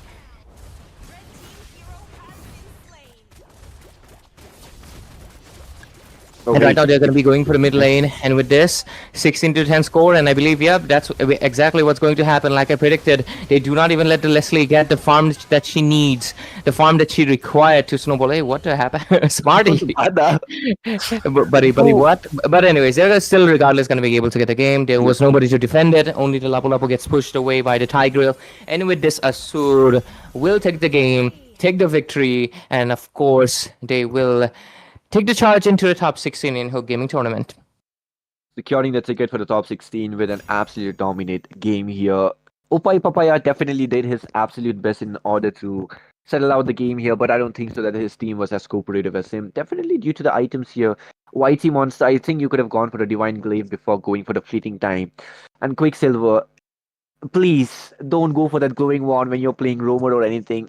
When you're playing support, works with it, but not when you're going for the tanky heroes.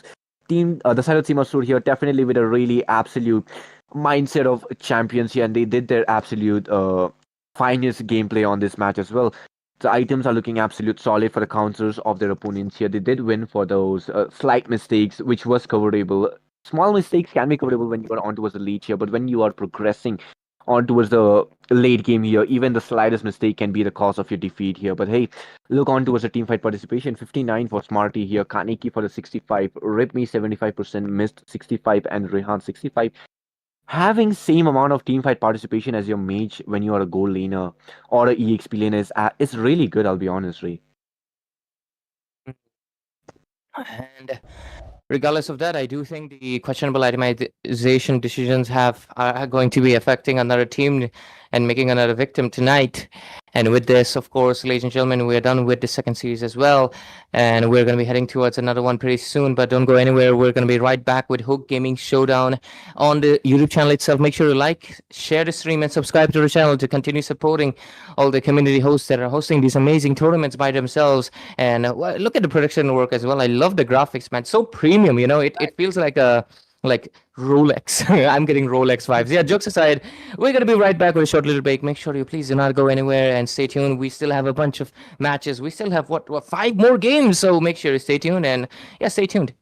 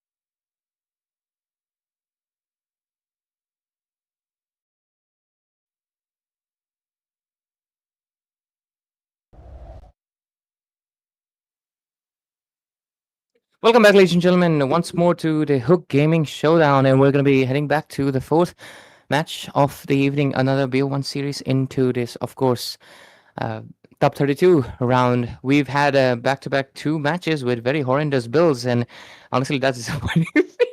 Sorry, I just had to lay it out. Honestly, teams, you got to step it up, man. You're in the top 32 in a tournament that I believe it was what 256 teams, 128. I might be mistaken, but regardless, it started off with at least 100 teams, right? And you've made it till here. And you should be showing up for yourself, man, because I've seen two games back to back. The red side is building horrendously. Like, what do you mean, Chastis Ballroom first item when marksman is not even there, and then you have then you have glowing one on the Kaja. What is going on, guys? Generally, if I Yeah, see I mean, another like, see, really at bad least build, I'll Ray crash is out. being nice about it. Like Ray is being nice about it. I'll tell it even more straight up. I mean, this is round 32 is where you'll stay if you don't fix your itemization, guys. Straightforward. That's the only thing you can put on your esports profile if you're gonna not itemize the way you're supposed to do. Because if your casters are telling you that, I think it's high time you step up your game because this is the Hook Show Gaming Showdown. So if you want to stay here and make your mark, then you got to step up. And right now, the next two teams stepping up are going to be Small, Big versus Nexus. And with Small taking up the first pick, okay, Small, Big is going to be really annoying to say during casting, but yeah, the first SSB, ban is just going call to it be SSB. the Matilda.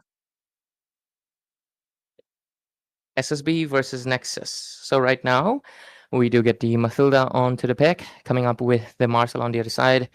Both of the teams, I believe, they will just follow with the meta bans. The Matilda is a little bit random, though. Not exactly sure what's the intention of it behind it. Are they trying to target it, or do they have a hero that uses the? No. Like Matilda is the only paired with an, of course, utility, and they also ban out their Kai. So I guess they studied Nexus's lineup, and Nexus might have been. I mean, to be fair, everybody's playing the goddamn utility these days. I miss my assassins, bro. I miss my Leo mode too. Holy hell, they butchered him. But anyways, with the next bans should be the Paquito, Zushin, or maybe even a Kaja. What do you think, Baldo? It is possible because I know the Akai has already been taken out, like you mentioned. So that opens up a lot of options because when the second the Akai is taken out, instantly Mm-hmm. Atlas and Kaja become the best picks to play. Marcel is also a great option, but the fact is that it will always be taken out unless you're going in for a very niche comp or you're just stupid. It's one of those two. There's the only two reasons you're not banning Marcel. So the other band's going to be Phobius since the Paquito has been taken out. That's the response. It makes perfect sense. You don't want to deal with either of these two left alone. They're just too annoying and restrict your options too much in your lane matchups and in terms of what you can really play in the back line. Because I would hate to be a Eve or a God against a Paquito. We've seen it time and time again. One flicker, S2 combo, and your Eve is sent back to base manipulation instead of real world manipulation. Yeah. He's manipulating the respawn time at that point, bro. Yeah.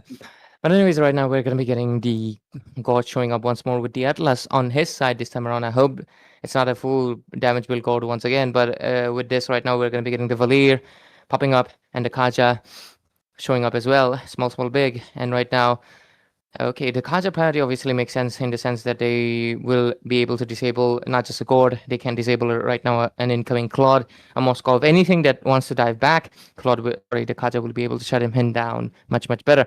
The Valir, obviously, for any utility, and of course for the Atlas as well. So pretty decent draft follow through so far.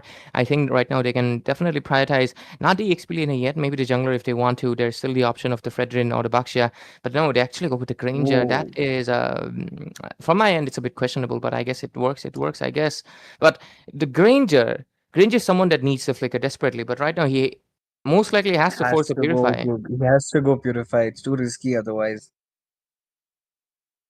I mean, another thing is, I really expect. I knew that they're gonna go for the gold pick, but I expected something like the Claude, Moskov, or even a Beatrix. But Granger was not something I expected coming in. But that is what Big will be going for. But the response is the question: are they gonna counter with a gold lane pick, or do they want to pick up the Fredrin right now to avoid it getting banned? Because realistically, Nexus can't afford to give Big the Fred, so they either have to ban it out or pick it up. And there it is. The Fred will be picked up by them for now. Okay, that's my first prediction tonight. That's finally hit right. I'm happy with that. I'm not even in competition right now with Ray's list, man. This dude has got almost every pick right since the last few games. So okay, it's a small Thank step. you, It's a man. small step for Ball to do. Oh god damn. Thank you. I appreciate that, mate. Uh, but yeah, right now, of course, the next set of bands, right? To be fair, okay, I'm good at predicting when it's obvious. I cannot predict the itemization being glowing one Kaja. But yeah, anyways, the next bands, they will most likely aim towards the jungle. Right now, they go with the Bakshia. From the side of small, small, big, they can decide to ban out the, I guess, the Claude and the. What else poses a threat to a Granger? The Harith? I guess. No, the Harith can be handled by the Kaja easily. What do you think, Balto? uh, I'm not sure, man. I mean, realistically, we've seen teams with really good drafts fumble it really bad either because the way they play it. But I mean, the Kaja is still a little risky because right now they have to get their catches perfect. Because if Kaja plays it even a little wrong, or if his team's follow up is not perfect, Yep. bringing a Fred to your backline is asking for a wipe. Bringing an Atlas to your wipe line is asking for a wipe. And simple fact is, if you waste all those skills onto these targets and you still don't get the kill, or if you get the kill too late, you're just setting yourself up, your team to be clumped up by one of these two, you know. And the god is gonna hit that Mystic Gush in the back line as long as he actually makes the correct build. But yeah, also I really hope this is a dangerous grass build because that should be the only reason to warrant an Arlord ban right now. Because otherwise, realistically, this comp can handle an Arlord really well. That small big is running. Yeah, I guess they are just, they saw the BTR game in MPL ID and they're like, oh, they will most likely Arlot with the Fredrin. That's the intention, I guess. Sometimes, teams do not think that far, man. They just see MPL and they were like, yeah. I would choose to believe that. Anyways, yeah, there we go, the Claude ban. I don't understand the Harley ban that much because, like, not too sure about the like who Harley is going to pose threat. Yeah, Gord is vulnerable, but guess what? Gord is vulnerable to like bunch of assassin, not just the Harley itself. So I guess to be fair, Harley is one of the most easiest. Like you have to like you play it in the most lowest cortisol levels with the Harley, right? You dash in alt cards back. So I guess they don't want this very stupid. I mean, this bratty kid to be running around and causing chaos for them. Nexus right now they can honestly pick up the Lapu Lapu if they want to cause more issues towards the backside. But no, it's actually going to be the Beatrix. Hmm. The B pick, I genuinely expected to be small, big going for it, but right now I'm liking the draft that Nexus has pulled, despite the lead. I really feel that Nexus, if they survive the early game with that, Lancelot, because I know for a fact he will be trying to invade because Nexus doesn't really have anyone to stop an invade. All that small big needs is a good early game XP laner. Ideally, the best option that you could take here would be the Lapu, man. I mean, this or the Sora. Sora would also be a good option because they need someone to clump up the enemies for them. Because the Kaja and Valir will not be able to do that for you. They need someone to clump, engage, and disengage. I think Sora would be an amazing pick for them. Oh, what? What? Dude, what? Is that? B- Please tell me that's a mispick. No, no, no, no. No, no, Ba- Bal- no. Baldus, guys, Baldus said Sora, not Suyo. Yeah. Yo. This is Small and big dreams. We've seen that sticker somewhere, right?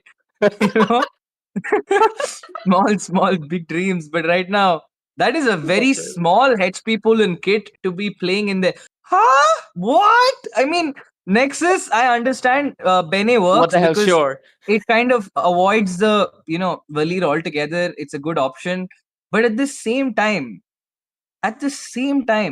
why can't you just guarantee the job with a safe draft? Because that Benny is a very technical hero, and you make Yeah. even one mistake, it's so hard to recover. She's quite like Fanny, in terms of the snowball kind of effect. Because evenly farmed Bene is basically useless.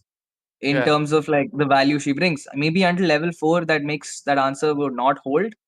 But in the late game, I mean, of evenly farm Bene is not something that is really that big of a threat Yep. in 1v1s or 2v2s because people are expecting her. Yep. And with this, we're gonna be getting to the Land of Dawn, and it's not a mispick. Baldur said Sora, and they heard, yeah, oh, you mean Suyo, right? And they lock in. I don't see the reason at all The why Suyo Lancelot going. is pause. Okay, we're going in for the pause. Yep, there it is. That's the pause. It's the Lancelot who has been stuck in base. I expected it would be the Suyo that has been mispicked because of a ping Meh. issue, but it's not. It's the Suyo was intentional, and I think that is scarier. I think that's scarier for us. But I mean, that's scary to think of, man. I mean, like, okay, but like realistically, while we're so surprised by it, I really hope that this pays off because realistically, if there's a chance that this Suyo is working well against these meta XP laners, that's a whole new world of options and the way you can like draft comps around the Suyo. Yeah. It's pretty weird, but I'm not sure.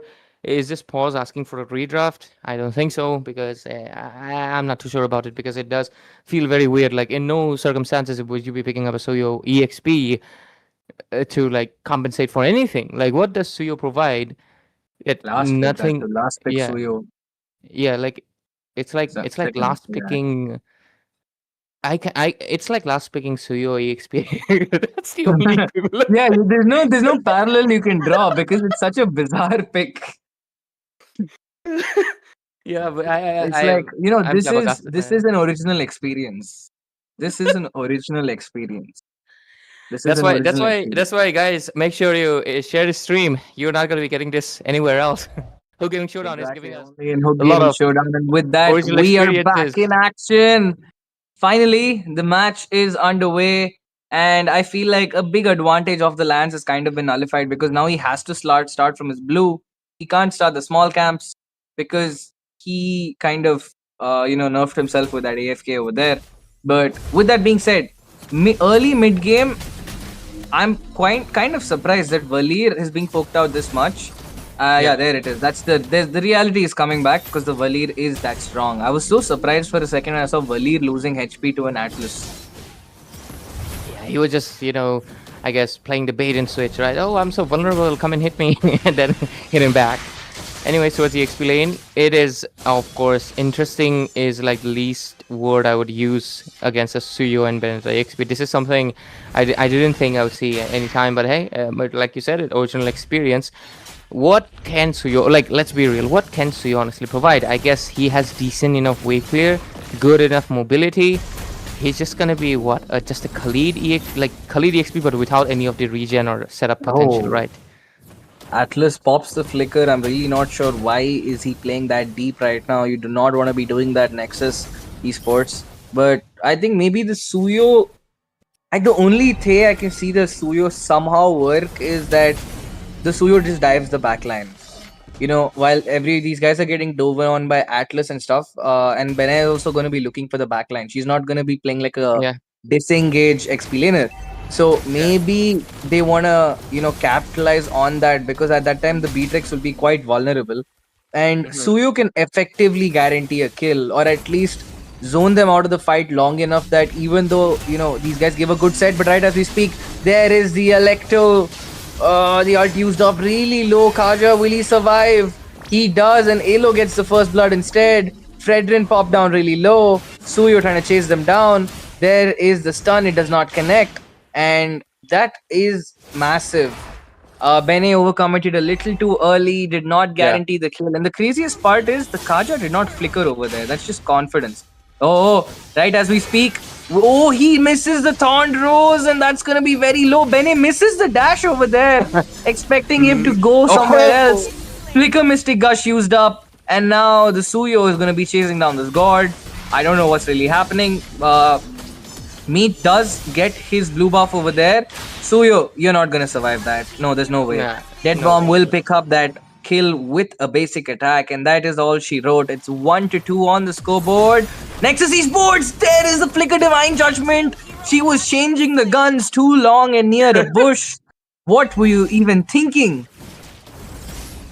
Why would you? What is happening? This match is like hilarious is an understatement, but yeah, you know, Baldo, I was just about to saying like yes, so you can dive into the backline. I wonder I wonder who else can. It's not like they have a Lancelot or anything. Yeah, I mean, yeah, true. But like maybe the Lance is like, I need someone to dive in with me, guys. I need help. You have to hold my hand while we do this.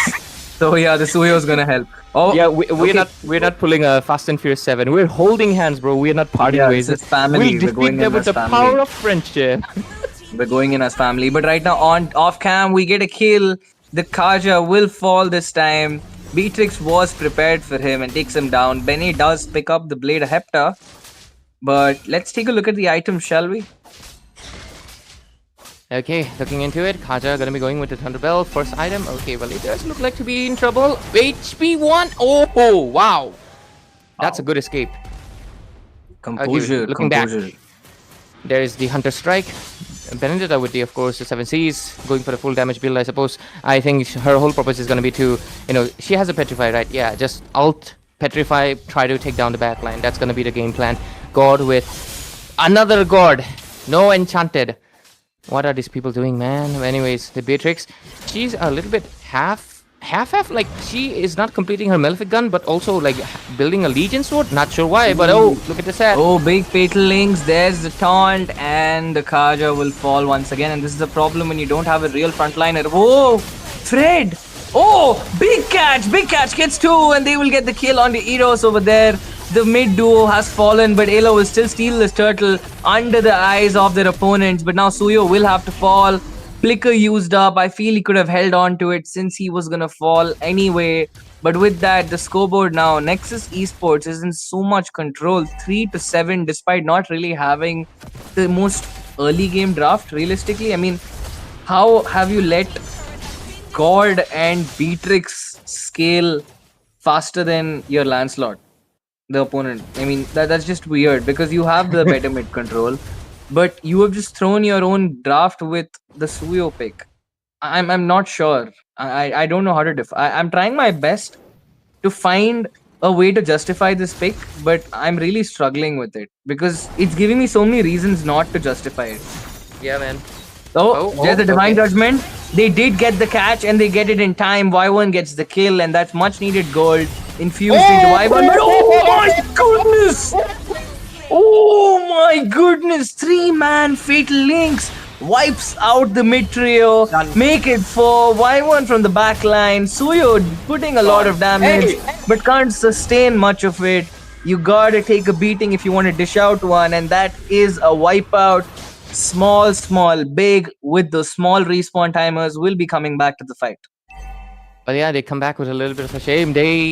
That's the thing, man. No purifies. You are an Atlas victim.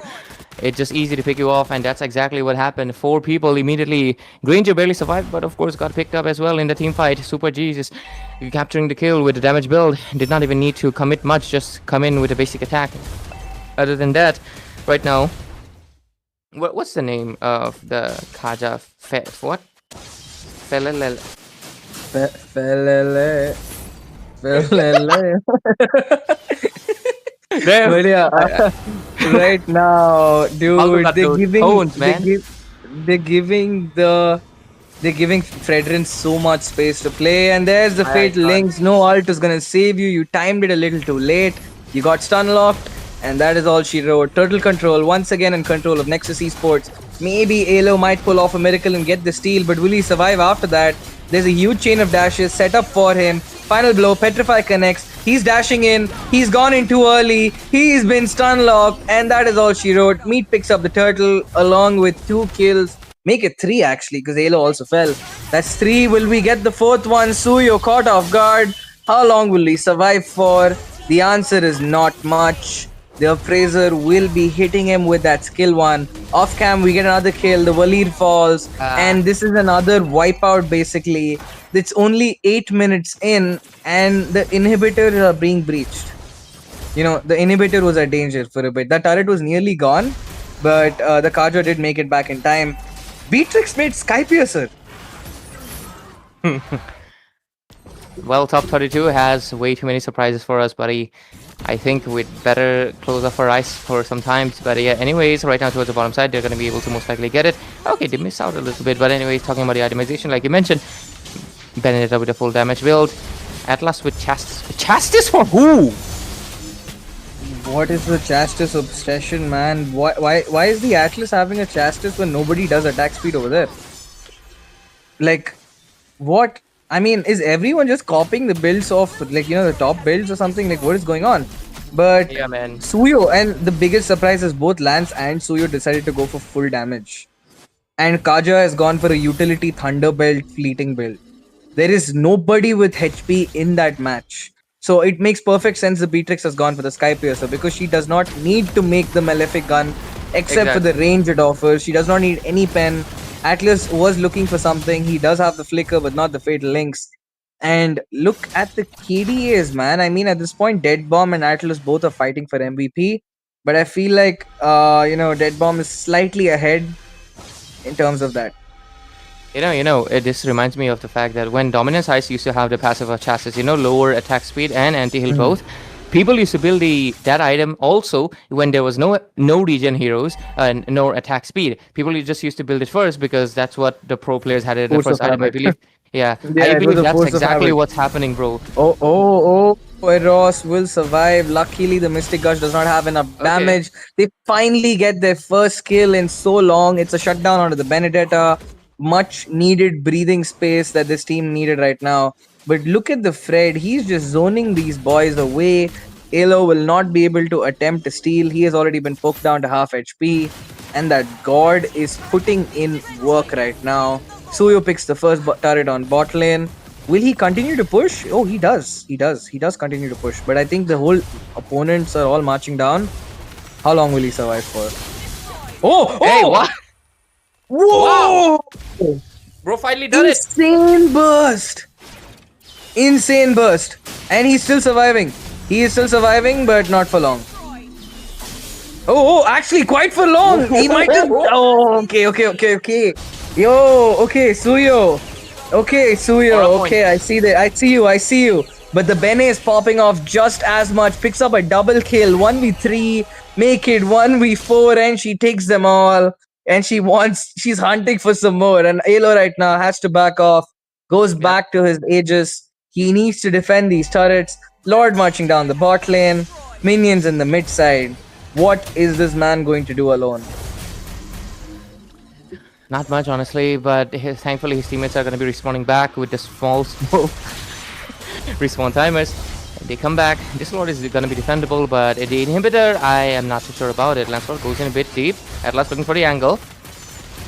No, Atlas looking for it. He does hesitate right now. Eh? He does not bait out Gonna get Eros' ult just yet.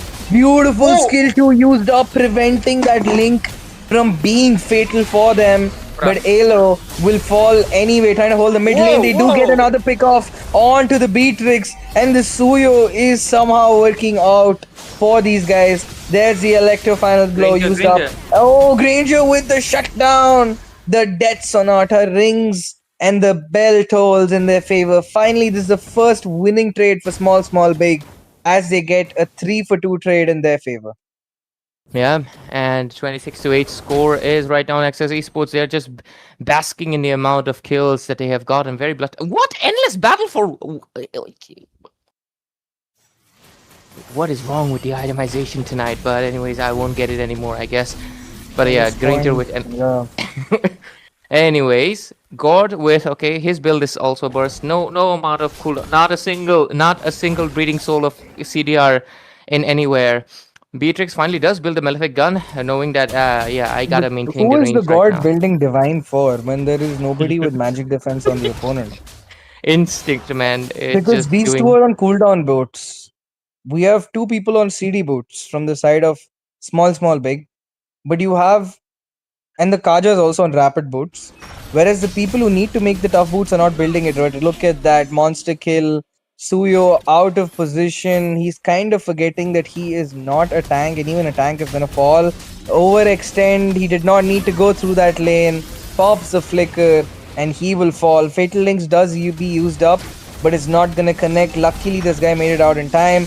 Electro final blow using. He's diving in, nearly gets the kill onto the Granger. Death Sonata using up is not going to be chasing him down just yet. It's a 2 for none trade. And once again, Nexus Esports gold lead is still only 3k. How? That's a lot of shutdowns, I guess. It's the shutdowns that added up, Yeah. I guess. Yeah, I mean, Suyu got the shutdown into the Beatrix, and I believe he also got a shutdown into who was it? Super Jesus. Yeah, Super Jesus got a shutdown. Dead Bomb has not been shut down a single time, so he's gonna be fine. And like Baldo, I'm not tripping, right? Gord's whole purpose is to poke and annoy, right? And he needs cooldown, right? I'm not tripping, right? No, you're not. But we also are tripping because at this point, I'm looking at the most insane draft, and I'm quite surprised how Nexus Esports has even let this game drag on this long. Because realistically, there's no actual lane clear. That Nexus Esports should not be able to not punish small big for, because all their heroes that clear lanes are kind of melee centric. Even Granger has to get close to pop his Rhapsody. So the fact that despite having an Atlas, a God, Benedetta, you're still not able to, you're still dragging this game to the 15-minute mark, but I spoke too soon. There is the Fatal Links. Elo will fall, disappears off the map immediately. The burst is too much to handle, and right now, this Atlas is putting on a show for the teammates. Also, the craziest part is the Atlas has not fallen once also. Both the Every time Atlas and actually the he gets Mage. away. Every time he gets into that 1 HP mark, he flickers away. He's not been using the flicker for engages. He's using it defensively to maintain a good KD. Like a good tank TDA should, right? mastered, but right now, what is the Suyo doing? He went in to get a shutdown onto the guard too early, and it's a little too late. And that is a 5k gold lead. Finally, they shifted from the 3k mark. It's hitting the 5k mark. And the scoreboard, man, it's single digits for small, big still. And right now, they need a big miracle for them to turn this match around. And I think the reason this match keeps on going, like extending Baldo, is because of the fact that the Valir. Valir is causing Meat as well as like rest of the members just pushing him away. But okay, mid lane. Kaja's gone.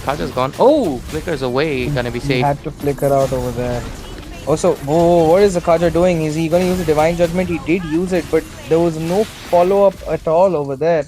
And he shall all. I mean, he just survived. Why did he come in back? A lot of questionable decisions, honestly. And Snipe connects into Granger, has to fall back. And yeah, the Valir is the main threat for them, basically. He's the one, pushing back minions away, pushing back Fredrin at last away, causing them to not able to engage. They're relying on look at that, Benedetta. Also, she did not take into account that there's a slight delay on her ultimate and it gets pushed away, and that's the thing. They're not able to take out the Valir as much as they hope for. Of course, you might see he has 5 deaths, but of course, every time it comes into the base, he's been alive and well, and yeah, he's been pushing away the minions. The moment they take down the Valir, I think they can go gung-ho and just end this game. Real man, and I'm so surprised this game has dragged on this long, because the Valir has also not been perfect. I mean, the KDA speaks for itself. It's 05. It should have been a lot lower, especially when he was not the real target for the team. He overstayed a lot of times. But this is the deciding fight. If Small Big somehow hold on, somehow gets the correct pick off, maybe, just maybe, we might see a miracle upset. But the chances are slim. But this is Moba 5v5, and this is the Hook Gaming Showdown, folks. So like, share, and subscribe. The Lord marching mid lane. Do you think, Ray, they can pull it off? I don't think so. This should be the end, honestly, because right now they have minions rushing in from every place. They do have good amount of lane sync. Either it is most likely coincidental, but yeah, I Lord mean, is there was no coming in active mid lane. effort to sync. But there it is. The Lord is going to be answered. The defense is on. Nobody's really hitting the Lord. The Mystic Gush used up, zoning away Elo. He doesn't have the dash. The cooldowns are high. They do have the CD boots though. Suyo has gone in the back line. Oh, beautiful Electo. They get the kill. Elo is down. So is the Suyo. Somehow they get the kill on Meat. He overextended. Make it 2.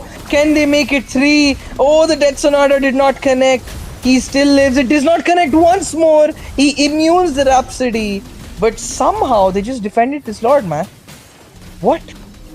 How do you throw this kind of Lord? It's close to a 20-minute Lord. It's insanely beefy. There's no real lane clear from the side of small big, but they still held on to the base with over 50% HP left. Although, do you watch Jujutsu Kaisen? Or No, like, do I you know do the not. memes? Do you know the I know memes? very little. Stand strong, something. Yeah, yeah. I don't watch the show. I've never watched the show, but yeah, it's popular enough that I know the memes. I'll tell you a joke about it later on. I cannot say it on stream, but I'll tell you this one. But yeah, Stand 33 to proud. 9, massive score difference. Goal lead around 5k only, but at 20-minute mark, no amount of goal lead honestly makes any difference. They're mostly going to be full bills. Most of them are just lacking their last itemization on the side of small, big. Just small amount of gold. I have no idea why Granger still has held on to the endless battle, knowing very well that stuff is not doing anything. I Yeah, think. like you can't get close enough to land a basic attack right now at this stage of the game. Because everyone is ready to punish you. They're eagerly waiting for you to get close. Like, please heal 500 HP and then lose 1000 of it. Like, that's perfect sense. But with that being said, they will be responding. There is a good amount of burst coming in from the Granger, but if he keeps playing like that, and if Hey! the god, just wanted to get greedy and Okay, pop the item swap. flicker over there, he would have fallen. Item swap coming in. He was worried over there. The Fatal Link's not coming in just yet. Flicker used up by the Kaja. The Benedetta will fail to capitalize on the ult. Nothing is gonna come out of this team fight just yet. But I feel like the Atlas is baiting them out really well. But nobody fell for it, surprisingly, because they seem to have had a habit of doing that so far. But the next Lord is up, and it looks like this is the first time these guys have stepped out of their base. But I don't think that's the right decision for Kaja, man. Why are you out there? I guess the immortality is giving him the confidence. Like, yeah, I'll survive just once. Eros and team, they will have to be backing off. Skill 2 used up. Can they pull off a miracle? The answer to that is no. Bene, she's still surviving. Nearly takes out the kill on Suyo, but right now Mystic Gush used up onto the Kaja. He is taunted and he is down. Meat's gonna taunt this guy out. Double kill for Pure. And this might just be the end. There's no Eros. There is no Kaja. Who will lock down any of these members now? It's a free ult for Kid at this point. It's a free ult for him. Yep, there's no Valir anymore. Oh, So he doesn't have to whoa, worry. whoa, whoa! What? Suyo! And that's over. That's all she wrote. That's all she wrote. Yeah, he's done. Yep, He's done. It's gone. It's done. Gone. It's over. It's Granger cannot be- over. It's And the over. ages will fall before the immortality even fully resurrects the Granger. And that is all she wrote for small, big. They have to bid adieu to the Hook Gaming Showdown.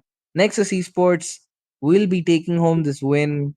I would say comfortably, because they did struggle quite a bit at the end, but the KDAs would not lie, man. It's 9.4 is the lowest performing player from their side, and there's nobody even touching the 7 gold, the 7 score for the side of S2B. Mm-hmm. Look at Wolf Kid and Dead Bomb and KDA Masters. Wolf Kid almost Genuinely, got the MVP. Almost. yeah. I'm gonna be honest with you. There you have it. Why were they not? They were not able to end it. These two were too busy not dying, bro. They were not ready to commit. They were like, "Hey, I need the MVP, man. I don't want to die." Because let's be real, they could have committed in any of the lords. They did not. The effort was not there. So yeah, Nexus, get it. I guess getting the MVP feels nice. I am not sure if it's doing anything to your statistics. Maybe it's looking good for your tournament profile. But jokes aside, I do think if you keep on extending like this, an epic comeback will immediately come. If, of course, the opponent had a better lineup, they had a Suyu EXP lane for God's sake. So I think you had it much easier compared to the side of course, whatever the decision could have been, maybe a wrong draft, maybe a misclick, and they did not have the chance to go for a redraft, or like they did not have any justification for a redraft, because if you clicked it by mistake, that's on you. That's not your Exactly. internet causing the issues or anything. So I guess regardless of that, let's Good. be honest, the Suyo XP Yep. is very questionable, does not provide anything to the team, and the game was inevitably going to be hands of Nexus, but they struggled quite a bit. So yeah, hopefully the side of small, small, big, you do not make these small, small, big mistakes, and you can come back to the next season of Hook Gaming Showdown if they do host it. I do believe they will definitely. So make sure you subscribe to our channel, share the stream if you can, and we're gonna be coming back. We still have 4 more games tonight, so make sure you keep staying tuned. We'll see a lot of more original experiences with Baldudo on the side. So make sure you stay tuned, and we'll be right back.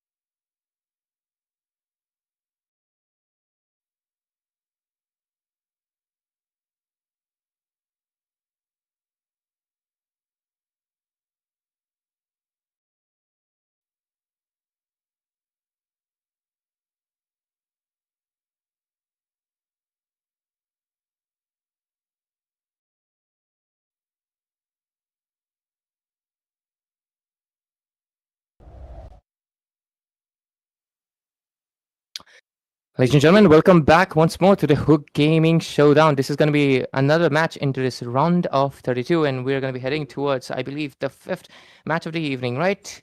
And it's going to be interesting to see what other very original experiences we can get tonight. And of course, I'm back again with none other than Baldudu.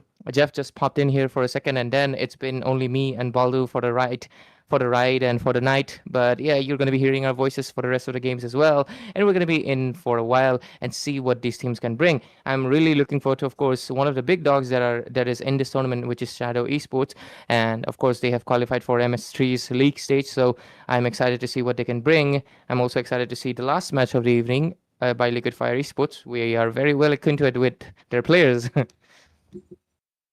For sure. And right now it's gonna be, if I'm not wrong, Void Titans and Skill Gap are gonna be playing against each other. Yeah. So yep, there it is. It's gonna be Skill Gap with the first pick and bans, while White Titans will be the ones responding. Okay, Gap. This reminds me of that company, Gap. Anyways, first ban coming in from their side. So of course, having the first pick gives you the advantage right now. I mean, to be fair, it's been for a lot of the seasons, first pick has always been the best, right? I believe in a few middle seasons, having the first pick actually puts you in disadvantage because the opponents can ban anything and you have to give away a lot of overpowered heroes. But right now, the meta is in a point where first pick does give the advantage of banning out just a few of the meta heroes or just respect ban and avoid.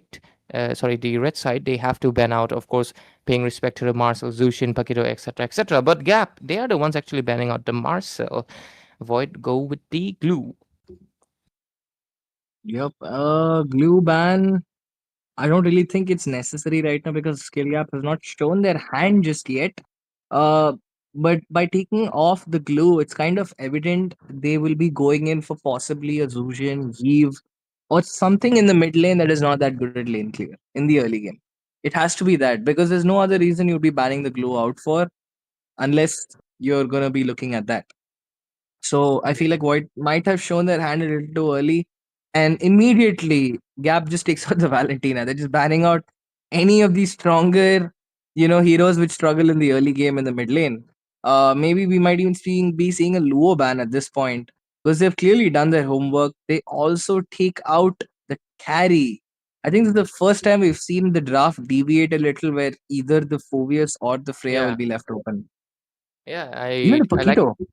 Yeah, even the Paquito, but giving away the Paquito would be a big mistake, honestly. And looks like Void Titans are not afraid of giving away that. I mean, I guess they're thinking of countering with the Phoveus, but the okay, Gap, go with my wifey Zushin. Very, very good choice.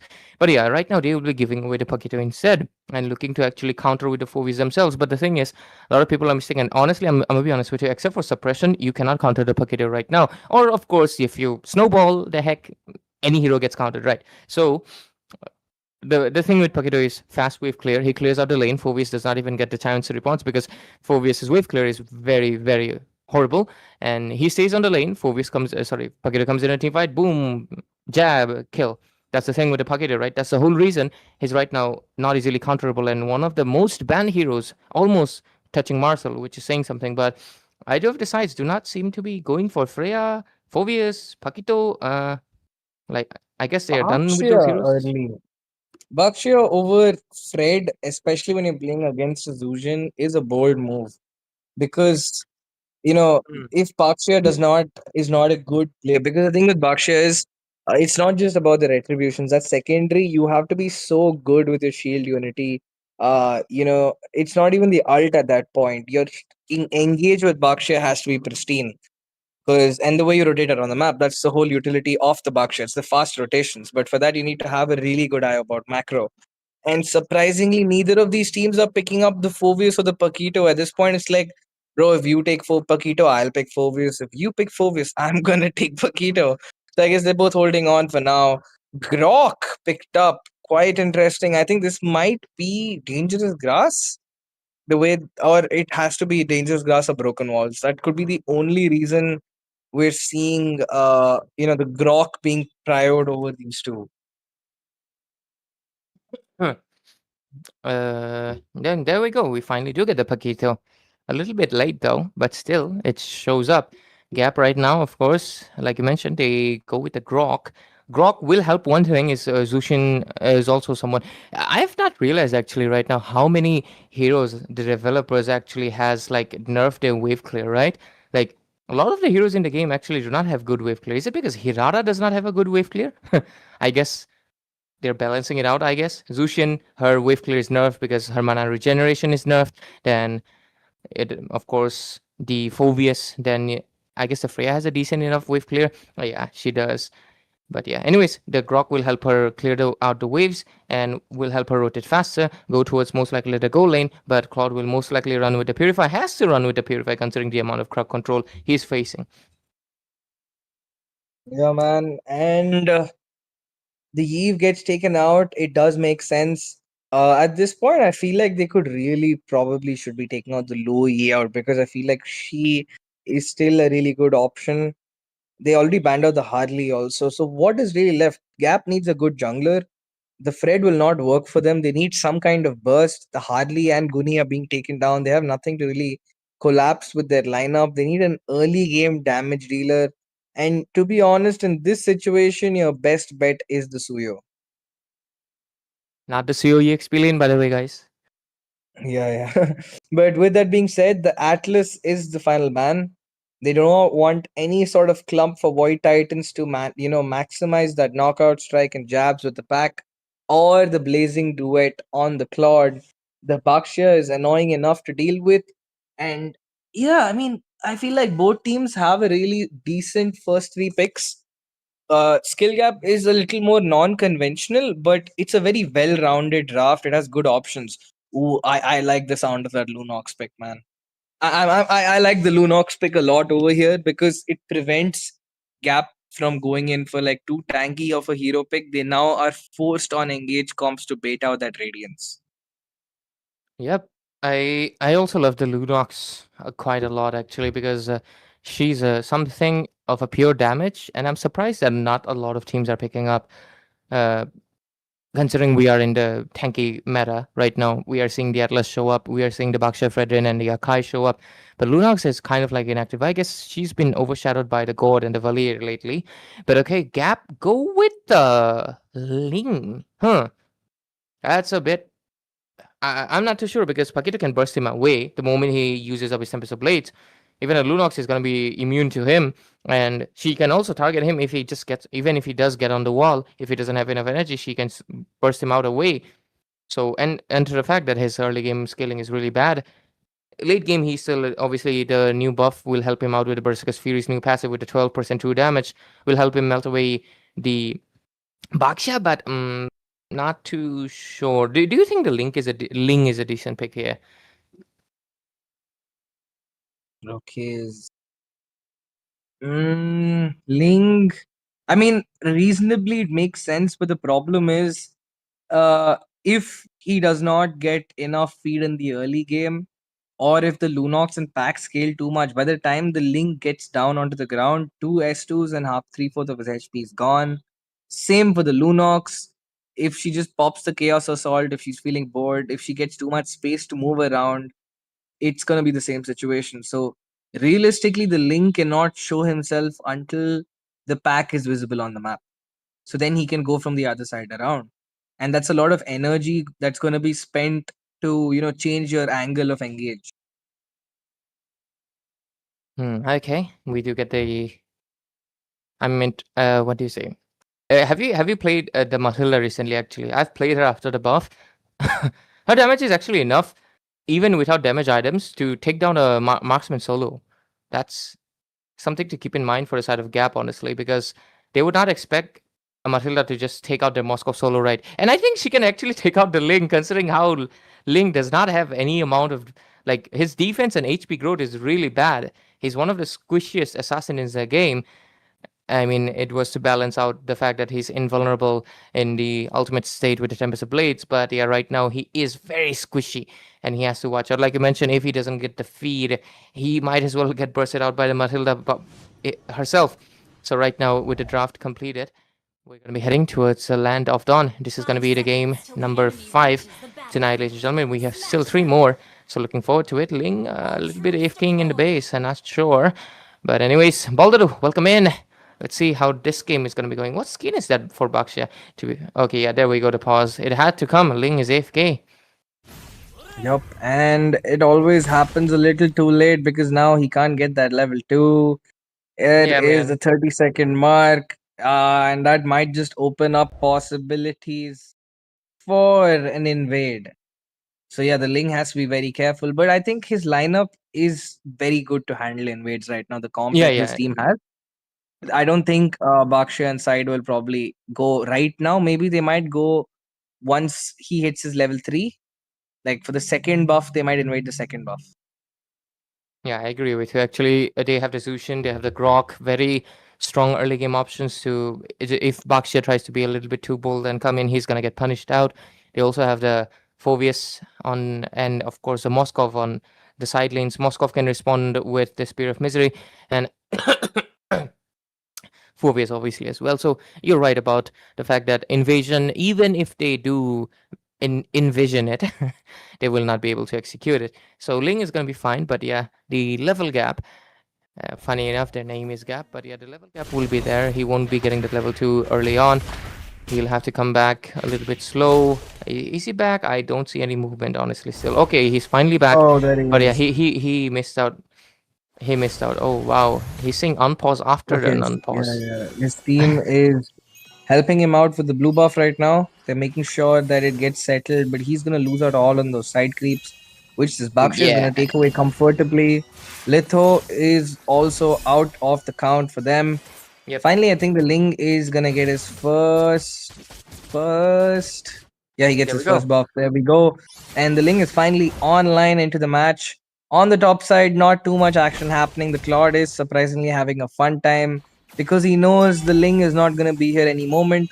So he can afford to play a lot more aggressive than the Wait. Moskov can. Wait, Void Titans. They used to be a different squad name, right? I recognize these guys. Like Morpheus, Junjun, Lionagus, Brian, She. You're talking to the wrong person about squad names, bro. I Fine. keep It's mixing up fine. my dogs' names. So there's I, no way I remember. And the thing with MOBA teams is that they switch lineups quite a bit. They change yeah, IGNs. I understand. So yeah, Especially with it's that MF3 for me. man. Oh Yeah, I my live under a god. rock. But right Don't now, worry. Don't worry about whoa, it. whoa, whoa, whoa, whoa. Rock is playing really aggressive, but it's gonna be the Phobius who does get the skill too. No There's level the 4. shield No unity, level gets 4. interrupted. But right now it's the Grok who is in a lot of trouble. 2 flickers baited out when this turtle spawned, and I think that has sealed the deal for Void Titans to get a very, very comfortable turtle. No hope of Ling really getting it unless he pulls off a miracle. Will he dive in the backline? Yes, he does. Who gets the retry? It's gonna be Brian. He gets it. Ling tries to dash out, has to dash away, and right now Zul'jin left away all by herself. Will she survive? And the answer is she does. Oh, I think I spoke too soon because the Paquito flickers in knockout strike to seal the deal. Phobius trying to sustain against it all, but the anti-heal will deny him the shields. And with that, 0-3 for White Titans and a turtle. A perfect start for the team. Mm. Void Titans with 0-3. Makes sense. Ling cannot do anything at this point. Yes, he should go for a snowball, but guess what? There's not any targets he can pick up.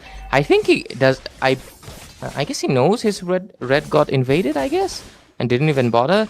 And he's just gonna go for a green creep. Anyways, with this, he does get a level 5, but Brian, on the other hand, gonna be getting that level 6 and pretty much ahead of him. I think he's still oblivious. Oh no, now he gets information from the Grok. We get a look into the itemization. Okay, cooldown boots with, I believe, that does look like a Berserker's Fury, like those swords. It does feel like he's building up towards a Legion sword. Zushin with the Elegant Gem. Grok with the Dom Eyes. But Junjun already on the glowing one. Wow. That's a very, very early glowing man. And at this point, she doesn't need to even complete the boot. She could just go for the Sky Piercer with the Yeah. gold. She's enjoying that funnel right now. Right now on the bot side, Phobius overextended, bit off a little more than he can chew. He's jumping along, but he's only delaying the inevitable. Doflamingo will fall, and this Paquito is showing so much value. Imagine having a hero that's so reliant on dashes as a Paquito, and you're still destroying your counter in lane. That's Yeah, how that's messed up he is this patch. yeah. He got Look the at kill him. on He lane just too. 1 versus 1. I told you, Paquito just Look, destroys he's just everything, man. hunting. Yep, He's hunting. he He just would have destroys probably everything. dashed in onto the Zusian also if he got a chance, but he didn't get to because her respawn caught her there. Like, look at Okay. this. He one skill one. He missed the knockout strike. That was not it. And then he just shields through it all. He just walks back safely. Barely takes any Exactly. poke. But on the top side, Brian does get the turtle. They are looking for He wants to something. go. Shield Unity used up. Does get the Okay. catch onto Grok. He is pushed away. The Zusian's lantern putting in work. But the Matilda is there to give him the disengage if he needs. And Yep. I think he's so confident. I don't think he needs it for Okay. now. But right now, SOD connects onto the Lunox. Just for the But the Moscow teleportation. just wants to get back to the minion. Yep. Just a quick shortcut. Gonna be getting back to the lane. Really good. He doesn't waste any time. But hey, he's been left alone. Wait, Whoa, his whoa, team left him whoa. alone. But Like they outplay, good did get outplay. a trade, but it's too late to give them the follow up because they just Yeah, traded man. the gold laner for a roamer, and I would take that trade any day. It did put Exactly. gap onto the skill scoreboard, but that's not the way you want to be, getting kills for your team because you're trading out your gold laner, your Yeah. biggest insurance against that Paquito. Because Yeah. right now, the Paquito is just gonna survive. He's gonna drop a skill one, and he gets the Boom. killing spree right now. 3-0-2 under 6 minutes. Yep. And also the thing is, I am very confused. Why did Zushin and the Grok suddenly leave, and why Moskov did not respond? Like, hey, I need a little bit of backup. There's 3 people right here. They had the vision, right? They had the vision, but oh, they're looking into the mid lane. Zushin forced out the Crimson Beacon. They just wanted her to use up the ultimate so they can catch her later in the next team fight that's going to be coming in, I believe. Top Again. lane. Okay, he does get the spot. He did have the vision from the Grok. Matilda Yeah. does not care. She's gonna go in anyway. They occupy that bush and they made sure the vision was shown. Like they want them to know that, yeah, I'm waiting right there. You And we cannot don't do care. anything about it. Yeah. Exactly. We don't And really care right now, about it. man, this is the problem I've seen with a lot of teams. They draft really well, but the thing is, they kind of forget how annoying and how important the early game phase is in this current patch. Those turtles are the heartbeat of your draft right now. In every Yep. match I've seen, the teams which are doing better in turtles are performing so much better in that mid game snowball because they're getting that gold, they're getting that extra shield. The turtles, ever since they got the rework a couple of seasons ago, they're a lot more valuable. And in this patch, even more so because it gets your mage a metric ton of gold to, actually be rotating around. She can afford to skip a full wave from that turtle. But right now, as we speak on the bot lane, once again, they catch the Phobius. He's completely unprepared. And there's no response coming on the top lane either. They're finally looking for a response, but I feel it might be too late. Claude should be able to escape. The Ling goes in. Nah, I don't think. There it is. The Tempest of Purifies? Blades. They will get the kill. He Oh, finally gets okay. the kill. And there it is. The second kill for their team that allows Yentin to actually build the golden staff. Finally gets it. He's gonna be okay. Bakshi is all alone in the top lane. They should stop engaging because look at that. Look at that. That's the thing. They should have stopped engaging. Oh. My god, Brian gets the kill once again. And at this point, this Bakshia is looking more like an assassin with that KD of 402. Him in Yep, that's pack what the right now, Matilda does to you. competing for the MVP. That's what the Matilda does to you. It turns into an airline and you just crash into them like a, Anyways, towards the top lane, we're gonna be getting good set by Grok. Really insane set over there. Radiance No damage forced at all. out, but she is gonna get that Oh, kill. okay. Massive cats coming in, SOD play, and the flicker in time. The immobilize in time coming in by Doflamingo. That knockup was brilliance, but the Paquito Okay. cannot be denied. He nearly gets the kill. He will He flicker gets it in anyway. and get that unstoppable onto the Zusian. Phobius trying to hold on in the mid lane. Tempest of Blades used up. He has to dash off. Nearly gets taken down. Phobius also has to flicker out. And with that mid lane turret is going to collapse under the pressure that White Titans is putting on the gap right now. Yep. And with all of these things considered, 3-11 score. Void Titans 5K have goal basically, lead. they have the 5k goal lead. They have taken down the tier 1 in the top, the mid. The bottom is also going to be the tier 2 falling down as well. They have the structural advantages. They have the kill count. They have the goal advantage right now. The Lord is just laid out open. Ludox is going to be able to melt it under 6 or 7 seconds, give or take. But with the Ling gets only the Hazard's Claw right now. Zushin with the Sky Piercer, they are scaling up slowly, but no anti-heal. Wait, yeah, no anti-heal except for the Grok. So once the Grok is down, they lose out their main source of anti-heal, and Matilda can just free range shields to the already massive shield hero in their team, which is the Paquito. And there we go. Like I told you, the Lord just gets taken down in 6-7 seconds, and right now the Lord's going to be coming up from what, bottom lane, mid lane? Ling going for split. Top lane though. Oh, big play, big play. They do get a turret from the bot lane, but the damage output is severely lacking. They do get a response, take down Junjun, but the Lunox is not the biggest worry right now. It's the Paquito. It's that, it's that Brian on that Bakshia. You need to get shutdowns on them as soon as possible, because otherwise this gold lead is gonna be unsurmountable. Insurmountable? Unsurmountable. What was it? What was the word? Even I forgot, Mike. I feel like your word is correct for some reason. Anyways, towards the top side. That's why I said both of them, so I'm insured against that. But Ling dives back in. There is a Tempest of Blades used up. Matilda pops the flicker with the Guiding Wind, completely nullifying the misplay that they made and preventing Gap from capitalizing on it. We might be seeing a re-engage on the bot side. Yep, The Phobos has to handle the Lord. And there it is, unstoppable for Brian. And they have to respond to the Lord. Paquito not spotted out just yet. He now has vision on where Ling is. Will he go in for the engage? Dude, look at the burst. He's making Phobius look like a squishy, but whoa. That was a good engage. Grok has been trying, man. He has been putting up the sets, but the follow-up is not there. The damage is not there, even if there is a follow-up. Zushin is a utility. She cannot burst anyone. She can only provide what Grok has already given. And then they need... The Moskov basically has to most of the deadlifting. Ling is just there for the finish up. But when can he finish when there is just no beginning of it? Their whole lineup relies on just one guy, like you mentioned, the Moskov. And he is surviving after that initial death. And he's been farming up. But one guy against 5 damage dealers... That's a massive ask, isn't it? Because Zushin still has a mile away, kilometers away, if you will, to get any form of damage to be dishing out. She needs that rose gold. Sorry, the glowing wand. Oh, okay. That's aggressive. Very aggressive play. Overextend coming in by Morpheus. He will be punished for his transgression over there. Yep, and gone. That's a much needed kill for Yentin, but he will fall right after, shut down by that Matilda and team. And scoreboard 5-16. Goal lead touching the 10k mark in a few more minutes if this keeps up. Few more seconds, if you will, because right now they have lost the Moskov, the one person that is gaining the goal, most of the goal, right? So, and the other side, Claude is just going to be able to farm up as much as possible, clear out more of the waves. So yeah, we're going to be seeing that 10k mark pretty soon, like you mentioned. 13 minutes coming up pretty soon. The Lord's going to be spawning in right now. They'll be able to take it in just a whim with not much thought put into it. The Ling will not even get a chance to honestly respond to it. Forget about taking a clutch steal. And with this, Gap just awaits their inevitable finish, honestly, because I am not too sure how they can honestly make any form of a comeback. The only thing they can really rely on is, of course, the Moskov. But like I said again, he needs to take out 5 people.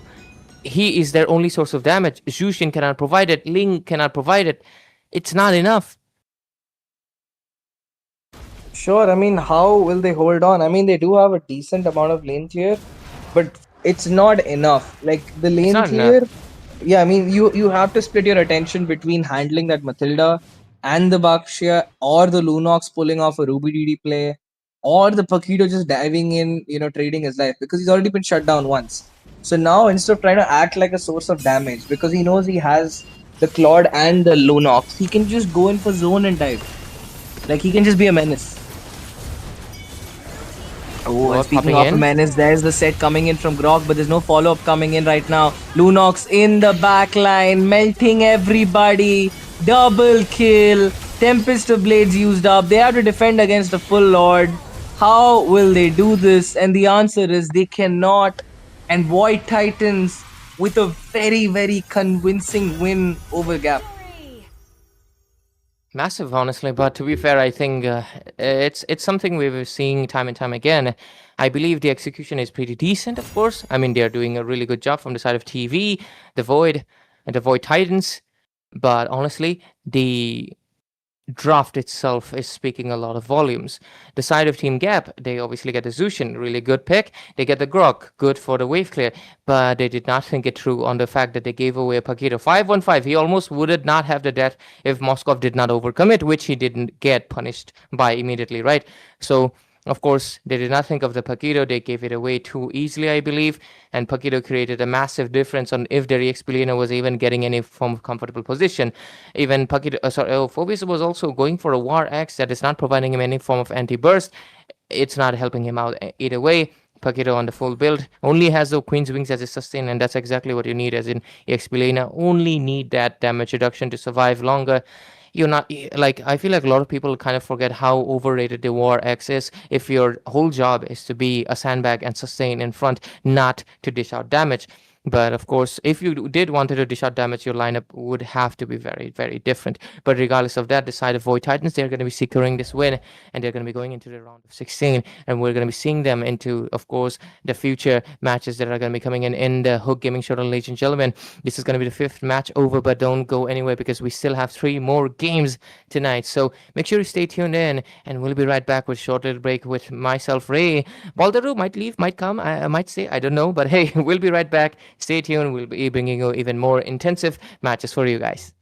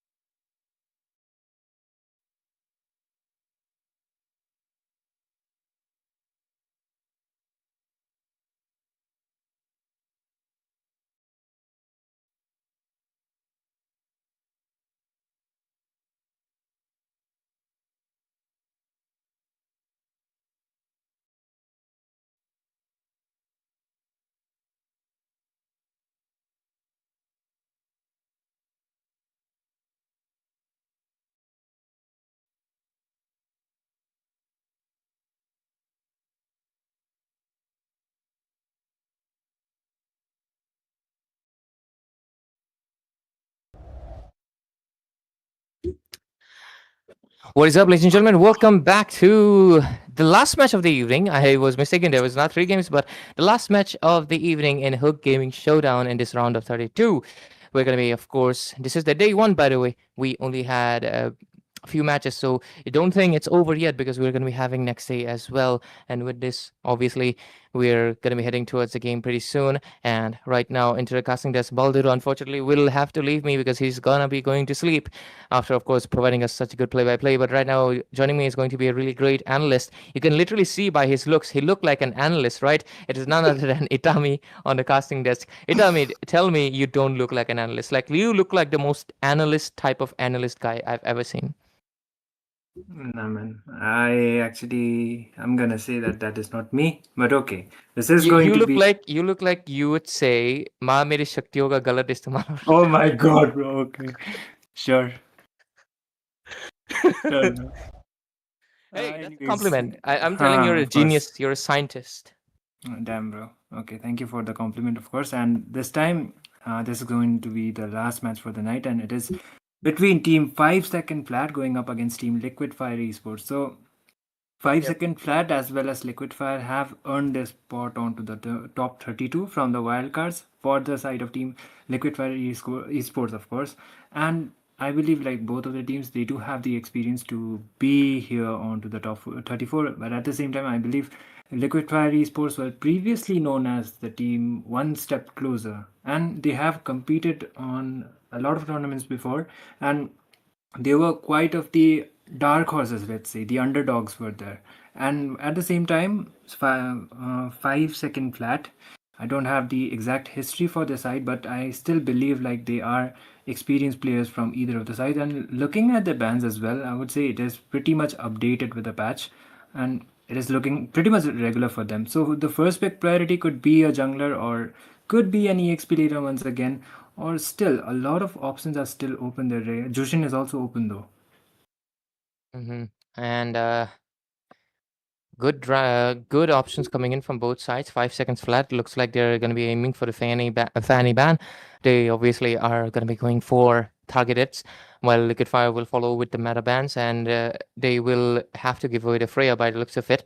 But Freya EXP lane can honestly be handled. It is little bit handleable because, like, you can handle it because she falls off late game very hard, and all you have to do is just maintain it and dodge her out, or just get the crowd control. She's not exactly crowd control immune, is it? So she is a bit like you can handle her out, and I believe the Freya ban is honestly, Itami, not that justified considering right now we're seeing EXP laners actually be so much stronger, right?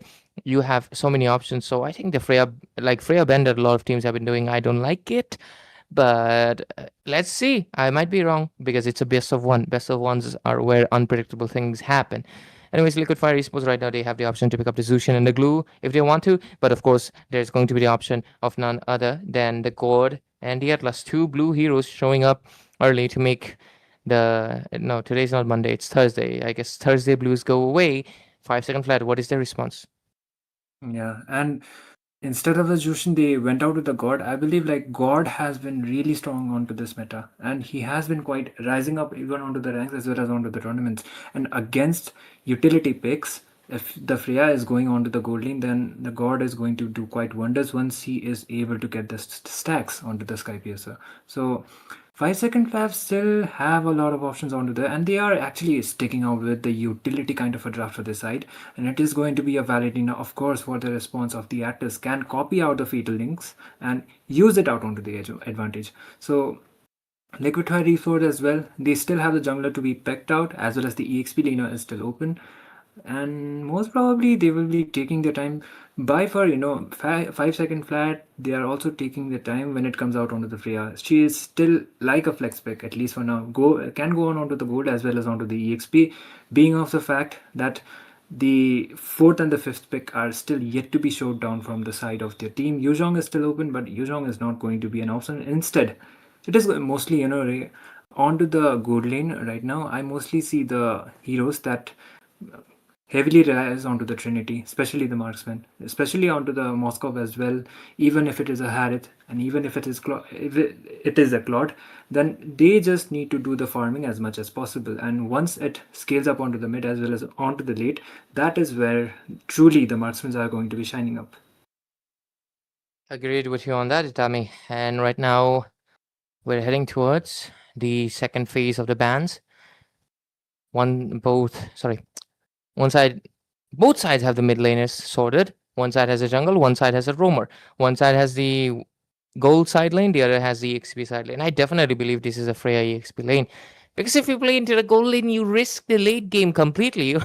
Like you basically don't have any more of the late game anymore. So she's not exactly that strong. She has lost her touch, unfortunately.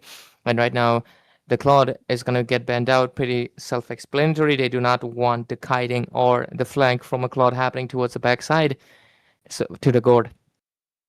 They might Yeah. follow it up with what else can dive into the back line?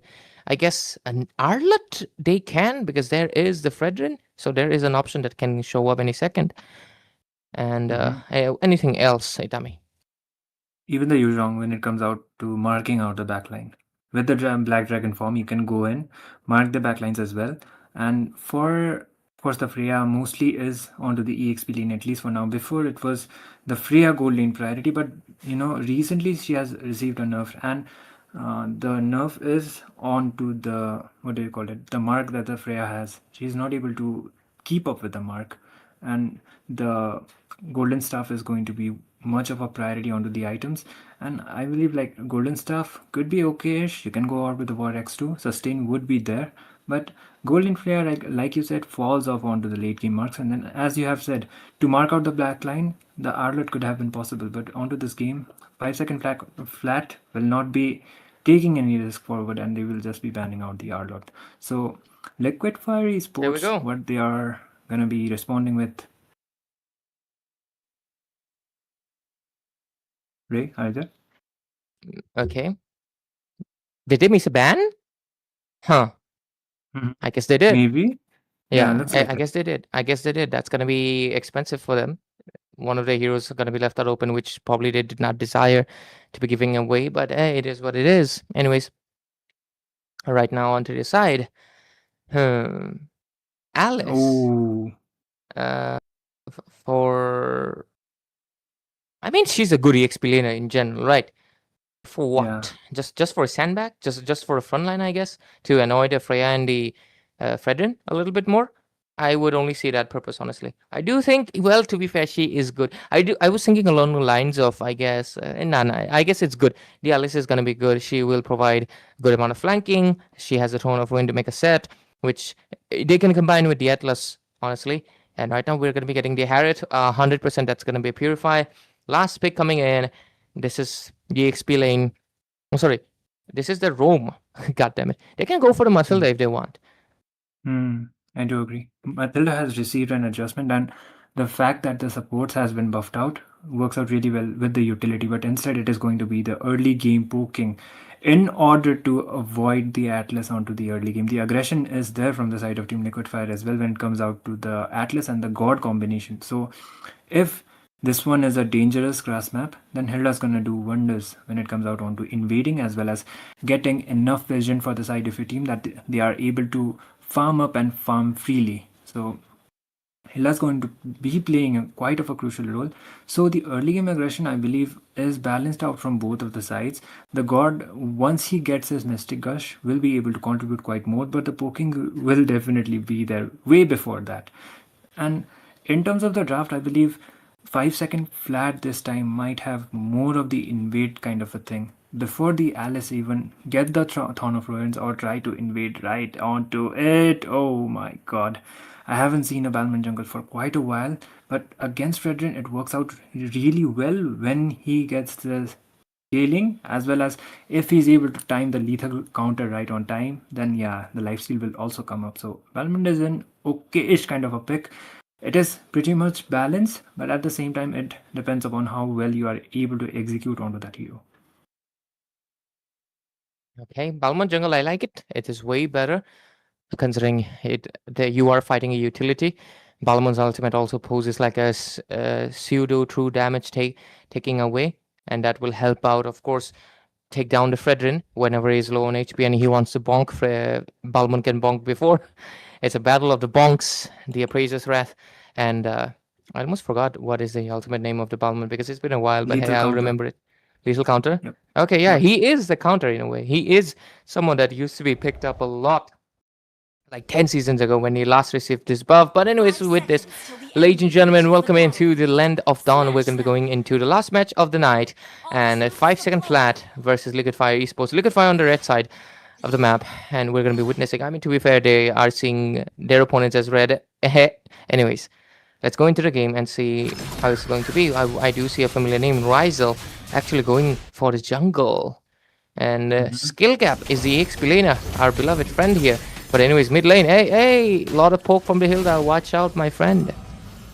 Yeah, and most probably this is just going to be not the invade actually, but trying to get your jungler level 4 as soon as possible is going to be the main objective priority, at least for now. Hilda's not going to be able to invade unless and until the Atlas is able to use his octopus to just, get the vision as well as do the slowdowns. And at the same time, Narka might be trying to go in. That is going to be some fight coming up, but they're just safe for now. That is a Hilda after all. She will be able to sustain it somehow.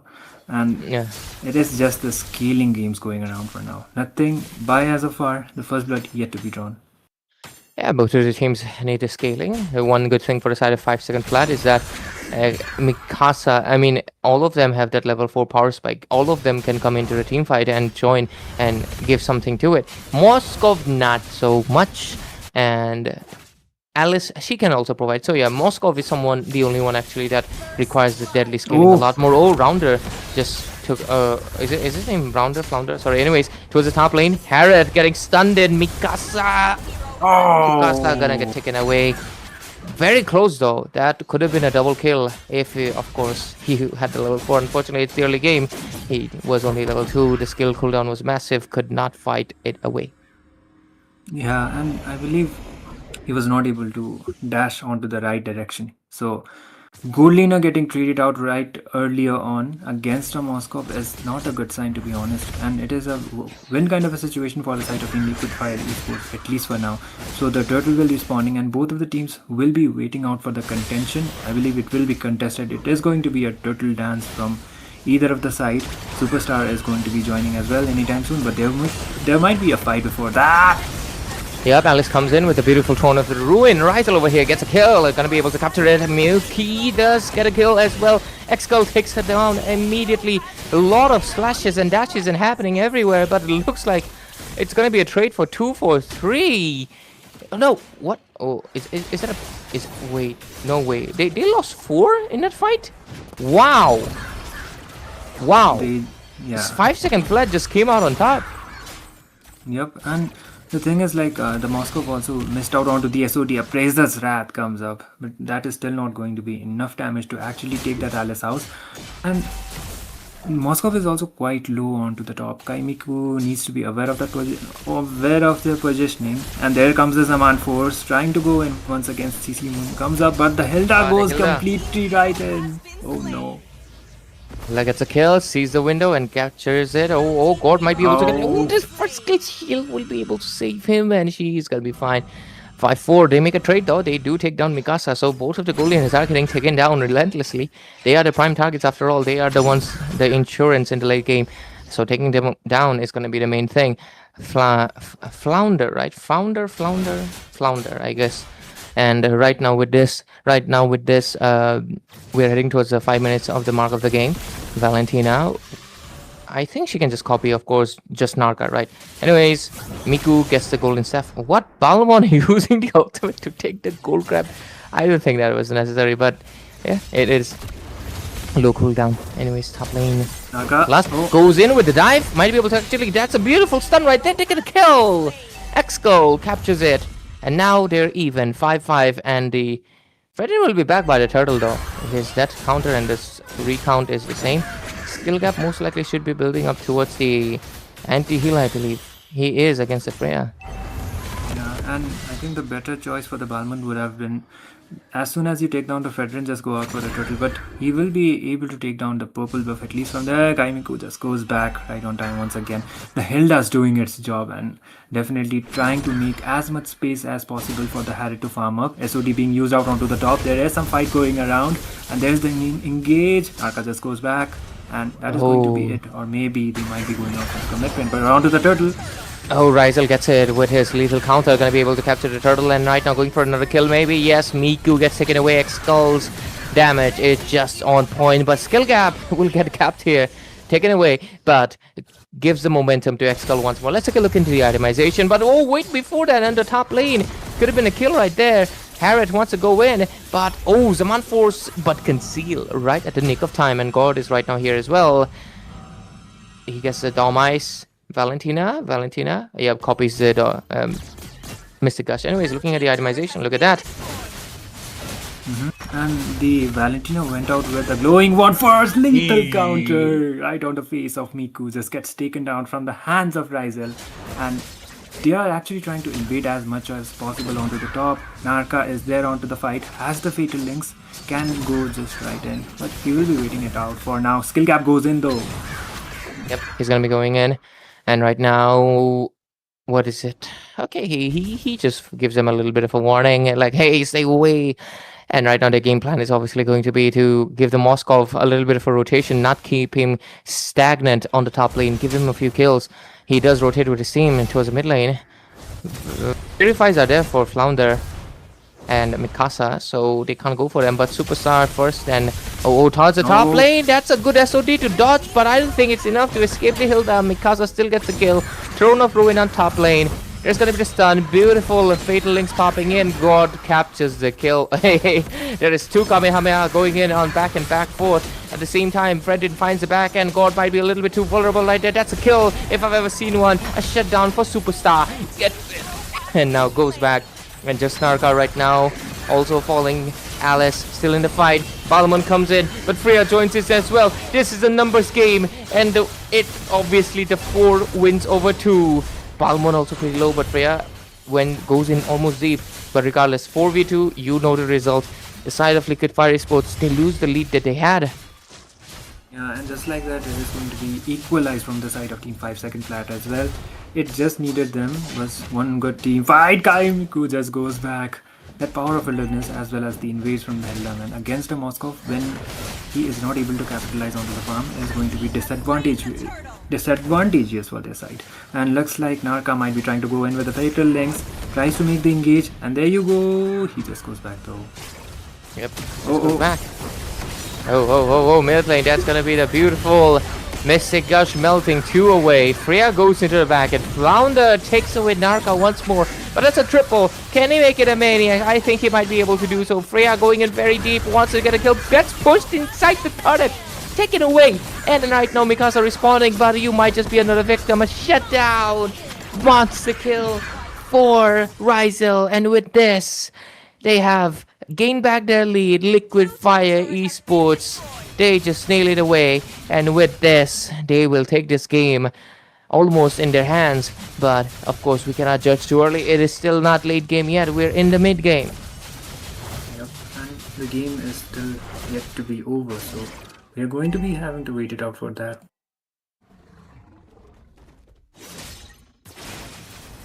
Yep. Bottom lane. Hey, Balmon, you're alone. You better watch out, homie. But wow, his sustain is insane. He almost survived it and almost got a kill right there. It was a pretty close one. But regardless of that, right now we're gonna be getting the top lane getting taken away. Yeah, they did lose out onto that bounty. Balmond had a lot of bounty because of the rampages of kills he did. So the Lord will be having to wait it out for that before Rizel actually arrives onto the scene. So it is going to be still Liquid Fire Esports with the lead. When it comes out onto the neutral objectives as well, they already have the tower advantage for their side, so throwing it out is going to be such of a waste. They're just going to be equalizing it, and 5 second flat will be trying to keep up with it. And looking at the goal lead, it's almost equal, so they do need a good team fight. There is the fight once again. Superstar just goes back, and he will be able to sustain it out somehow. But there's a fight once again. SOD. Oh, beautiful SOD popping in. They're going to be able to connect it away. Right now, the team fight starting again. Oh, Kaimiku really taking it out low. Going to be going in. And right now, 14-14 scored on the board. Can he make it to 15? Yes, he does. But that most likely will get equalized. Freya still surviving. Gets it. Skill gap gets taken away. Mikasa, you're a little bit too deep. And Rizel, though, taking a lot of damage. Gets it. And going to be going back. The Lord is spawned in, though. They're looking in a bit of a trouble themselves. 16-15 the score is. Balmon, I don't think he can come to the fight. Looking at the bills. Yep, and just like that, oh, Narka actually might just try to go in once again. Doesn't has the Fatal Link, but Rizel is able to trade up onto that. Might be a Retribution battle from either of the side. Fatal Links connect onto two people. That is going to be the Retribution. Superstar is able to get the Lord, but it is going to be a complete wipeout and a trade for the side of Team Liquid Fire Esports. They are able to win it onto the team fights, regardless of losing out the Lord. A 4-for-none actually. This is massive. I thought they would definitely make a bounce back, but it was quick and it was heavy. Like, wow, 4-for-none. Liquid Fire, they are once back, bouncing back to the side of domination, and right now they are the ones actually pushing in the turrets. They want the minion to be going in. Okay, Alex going in with the Throne of Druid, gets it, and right now we're gonna be able to go back. At the same time, hey, skill gap, that is a little bit too deep end, don't you think? And yeah, he's gonna be falling in. Unfortunately, first takes him away. He was the first target, but God, with the damage coming in, he is just untouchable. He is in such a comfortable spot to just ult. And regardless of that, first still gets another kill. But Riser, hey, too deep. But oh, the stun. He uses the Purifier to chase after Rizel, gets the kill.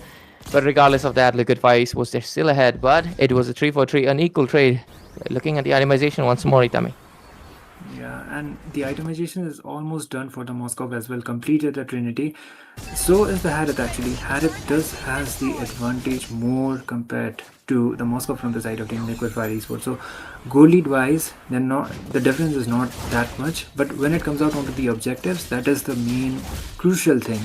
And Liquid Fire has the advantage onto that because of the fact that they have more towers compared to the side of Team 5 second flat. So if you are going out completely all out onto the team fights, it is mostly Team Liquid Fire Esports coming out onto the top because of the fact that the God is able to position himself quite safe and just use out the Mystic Girls to take down the members. So it is just happening, and at the same time the itemizations are almost done for the Freya who doesn't have any single defense item by far. So it could be the decisive moment this time. Could be going out for some defense items at least. Oh yeah, I agree with you on that, Itami. It's kind of surprising it's lacking. For now, though, 19-22 score, 13 minutes in. And Wishing Lantern for Flounder. Miku... it's kind of funny. We have Kai Miku. Anyways, Xskull right now, he's the main target, the main priority of the side of Liquid Fire Esports. 5 second flat. They're the ones who want him flat on the ground. He's the one causing them most of the issues. And Xskull is just being a super menace, causing way too much havoc for their side. Lord spawned in. They will most likely gonna be able to take it. First is still the nuisance though. He is the one causing the issues to the back line, and they want to take care of it. Lord spawned in. Yeah, Lord has spawned and might be or might not be a contention from the side of Team 5 second flat this time. Atlas, Narka is still waiting onto the bush, getting enough vision for Superstar to not contest it out this time, and it could be an uncontested one. It is going to be an uncontested, of course. And Liquid Fire as well, they will just be retreating back, and they should be waiting out for the Lord as well as trying to make the lane sync as much as possible in order to make this Lord more beneficial. They still have the inhibitors for the side of Team 5 second flat, so the defense could be pulling up as long as they are able to keep it up onto the next upcoming team fight that is going to be happening anytime soon. Miku just recalls back and they're just trying to make out enough zoning so that they might not be able to contribute enough from the side of Team 5 Second Flat. And Liquid Fire Esports still have the lead, but could be 50-50 kind of a scenario. Fatal Links comes up, but there is the Two Purify right on purifies. time. He connects it into the wrong people this time around. So just Narka, he'll get punished, but Skill Gap with a really good Throne of Ruin, he also gets taken away. All that for nothing. This was a bad fight. This was a fight that they did not want to take. Oh, they saw the Purify getting used, so they went in, but I don't think it was necessary. And I feel Skill Gap, you gotta buy the Winter Crown, man. If you're gonna be turret diving, you need to have some form of immunity from the turret damage itself, because they're gonna be jumping on you. But yeah, regardless of that, I think that I see the plan. I see the vision. Just Narka would, force Purify, and then they would get the ultimate. But whoa, with outplay! X-Go! Oh, wow. Love to see Wow. Gods making the outplays, man. That was smart. Yeah, and that was more of a sidestep, to be honest. It was really good. But the itemizations as well as the Harith is already on to the full build, so is the Moscow. So the other members as well will be able to keep up as soon as possible. Balmond is the one.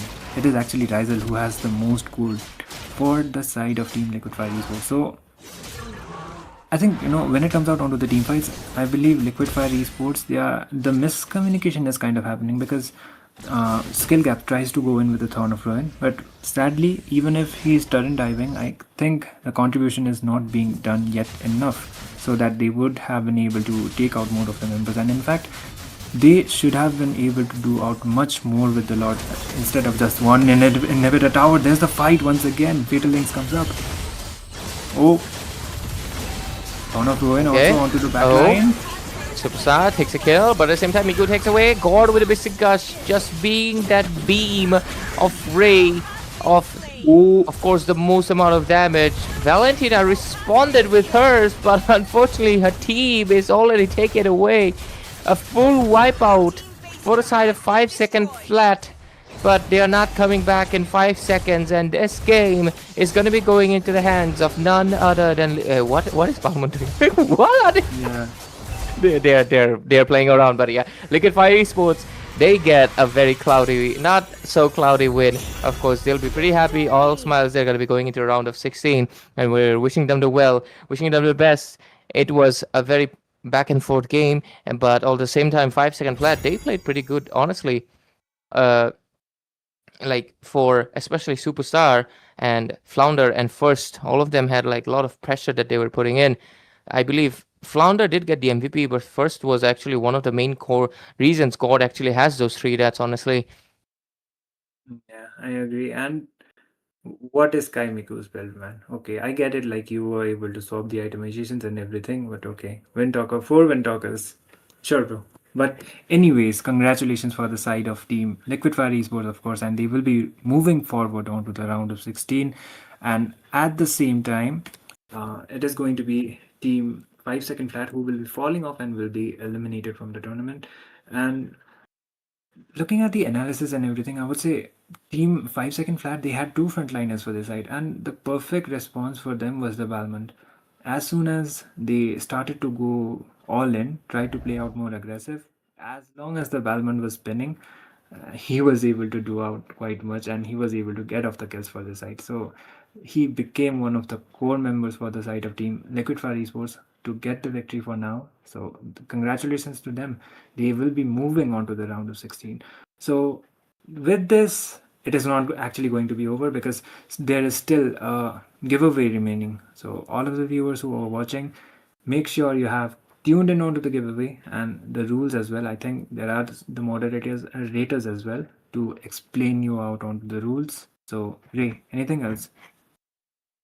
Nothing much from my end, honestly. It's all good. It was a pleasure to be here at Hook Gaming Tournament right from the beginning of tonight's, and it was a pleasure to be casting a lot of the matches with, of course, Balduro, my buddy right there, and of course, shout out to Jeff who came here for just a game, and of course, shout out to you who came in at the end. But yeah, that's about me from myself. Itami, you can you can do the you get it. Uh, one second. Let me wait for the Do we have any confirmation, giveaway? of course. Do we end the stream here?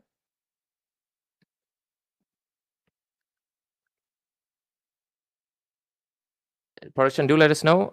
I don't think we are the ones doing the giveaway, or are the moderators going to be doing the giveaway. Do let us know, and we'll let the audiences know. But yeah, regardless, a giveaway is happening. So yeah, make sure you don't leave yet. We're just waiting for the confirmation. Yeah. Do we do the giveaway, or will the moderators do it? Let me look at the chats as well from my Yeah, end. look at the stream chat.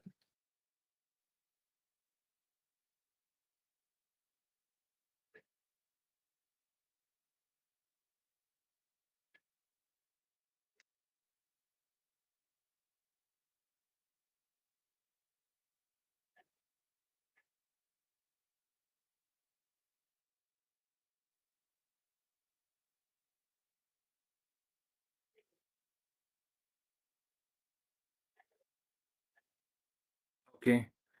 So the rules is 300 dice is going to be for 3 winners. Like 300 dice will be separated, distributed on 100 3 winners. diamonds for 3 100 winners diamonds each. each. Yeah. So we do a spin wheel. Yeah. Let's It go is for a the wheel then. spin of wheel it is. Yeah, let's go for a spin wheel and let's put in the names.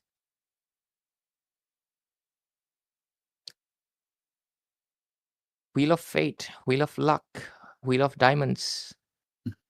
Everyone does.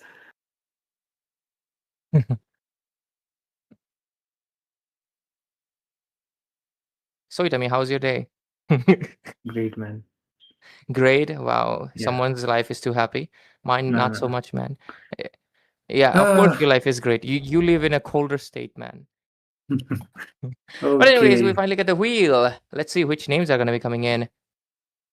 Yeah, the names entry as well will be done as soon as possible. So 3 winners Okay. for 100 diamonds each. Okay, ladies and gentlemen, in the chat, write exclamation mark Darla, DARLA, for participating in the giveaway. And you can qualify to participate on this one. So who do we have first? What name is that? Idar. No. It's not me. It's not me. Yeah, that was just a command. Yeah. Moderators, do write it out in the chat. Do help them my way, and we'll just, see whoever shows up. Can we participate? Should we take away your diamonds, guys? We are not gonna do that. We are very good casters. But yeah, let Yeah, me I see the chat as see. well. Are you looking at the chat? Yeah, of course. Like Waifu and Poisidon Gaming. Okay. Okay. The entries are being done. Oh, did I get my name in as well? No, I don't think so. Yeah, add my name. Yeah, let's go. We are just increasing our competition, guys. But anyways, Oh wow, my name is also included apparently. no, we are not Ray Itami tonight. We're just random people watching, guys. Yeah, we're casters. We're different people. Ray and Itami are different people. Okay, I see some names. Why is the wheel stopped? Okay, it's spinning again.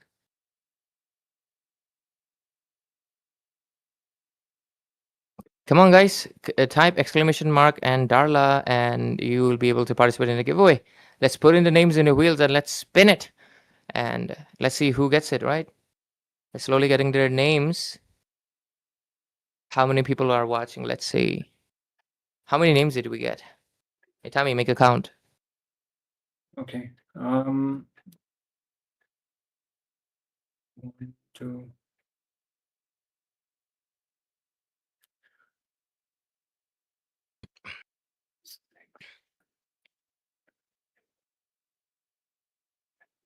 Is that all? If it 13 is, we'll go. names. Okay, 14 names. 13, 14. Okay, Okay. we'll get more names, I think. Kaushik, Somik. I feel like I see these names in every giveaway, man. Do you guys lurk around for the giveaways, huh?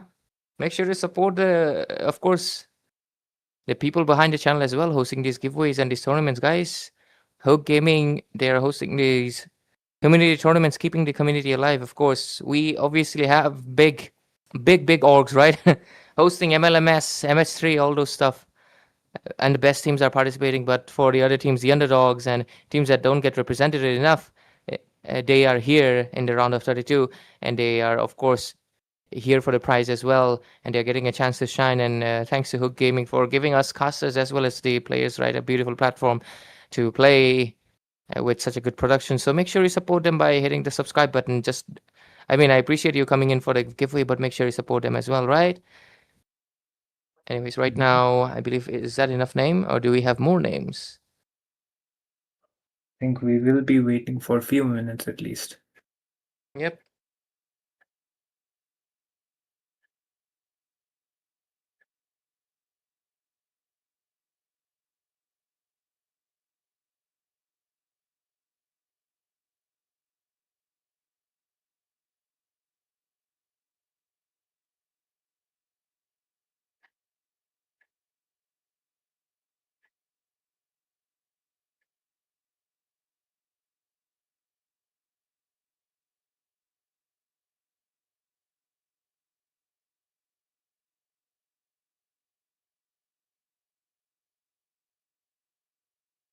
Do we go for the spin?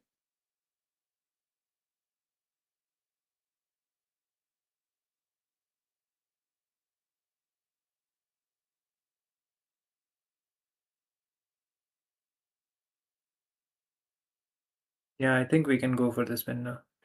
Okay, let's go. Sunny is my Pookie. All right, let's go then. Okay, we have another name, I believe. This is last. Okay, Hetal Trivedi. All right, 3 winners, one each getting 100 diamonds. Right?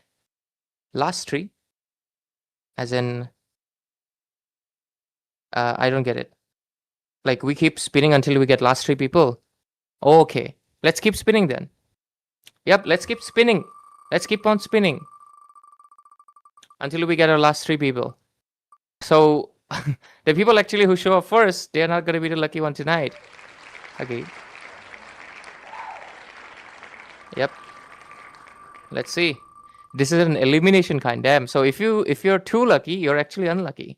So this actually makes you luckier, right, Tami? In a way. Yeah. Yeah. The last one actually kind of makes you lucky if you're unlucky. But to be fair, if you're unlucky, you have more chances to be picked off early. Okay, that doesn't make sense. But yeah, regardless of that, we'll keep on spinning. Let's spin the wheel fast. Let's choose the last 3 names that are going to be left in the list. Let's spin it. Can this wheel go faster? Can it go fast to the point that it becomes a particle accelerator? Let's keep on going. Yep. Let's keep on going. Let's keep on spinning. Keep on going. Eliminating names out. We need the last 3 winners. The last 3 will be getting the 100 diamonds each. 300 diamond giveaway. Let's keep on going. Come on. Come on, streamer guy. You can do it. Keep on spinning. It's not the first thing, you keep on spinning. Come on, let's do it. Who's the last 3? Let's go. Who's gonna be the last 3? Oh, okay, he's out. Anyways, who's the last 3? Let's go. We only have few names in the list. Oh, okay. Who's it going to be? Oh my god, it's getting close. Oh my god. Oh my god. Oh. Okay. Holy. Oh, I'm out. Wow. Oh my god. Okay. 4 names. 4 names. Come on. Oh my god. Wow, Yeah, Ray won. baby. Oh, I wonder who that Ray is. But yeah, the winners of the last 3 is going to be Poseidon Gaming, Hital Trivedi, and wow, who this Ray is. I wonder why. But yeah, I'm the unluckiest guy out there. So yeah, I got lucky tonight. But yeah, congratulations to Poseidon Gaming and Hital Trivedi, and obviously Ray. And what is it? You need to write write your your sub ID. write your ID and server. Oh, just excuse me for guys. Like I have to write something. Do Oh, write Itami your was close by, time. right? You and me Mm-hmm. were literally, oh my god, that was really close by. For a second, I thought I was Mm-hmm. not getting it, but yeah, I'm the unluckiest guy. So tonight I'm gonna be lucky. But anyways, the winners, hit, Hetal, right? Hetal Trivedi, Poseidon Gaming. Write your IDs, guys. Server and IDs.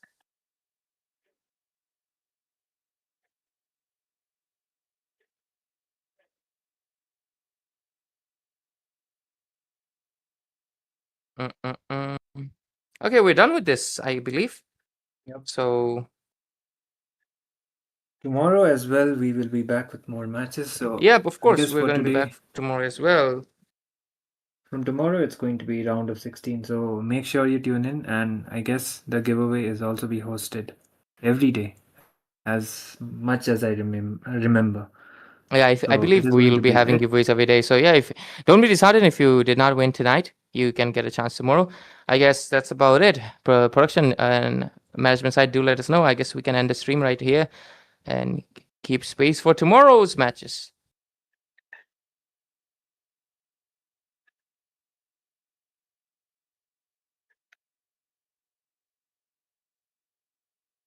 Tomorrow round of 32, day one. Oh, okay. Day 2. Oh, day two, day two. Yeah, sorry. I mean, not round of 16, of course. Ladies and gentlemen, tomorrow is obviously round of, because today we had 8 games, that's 16 teams. So tomorrow, day two of round of 32, it is, of course, another 16 teams going to be showing up to see who's going to be fighting all the qualifying teams that came in tonight. And with this, ladies and gentlemen, thank you so much for tuning in for the giveaways, for the matches, and W to the people who stayed in from the beginning and subscribed to the channel. So, of course, thank you. We'll see you tomorrow at the day two of the round of 32 at Hook Gaming Showdown. And, of course, good night. Take care. And we'll see you tomorrow at the same time, at the same channel.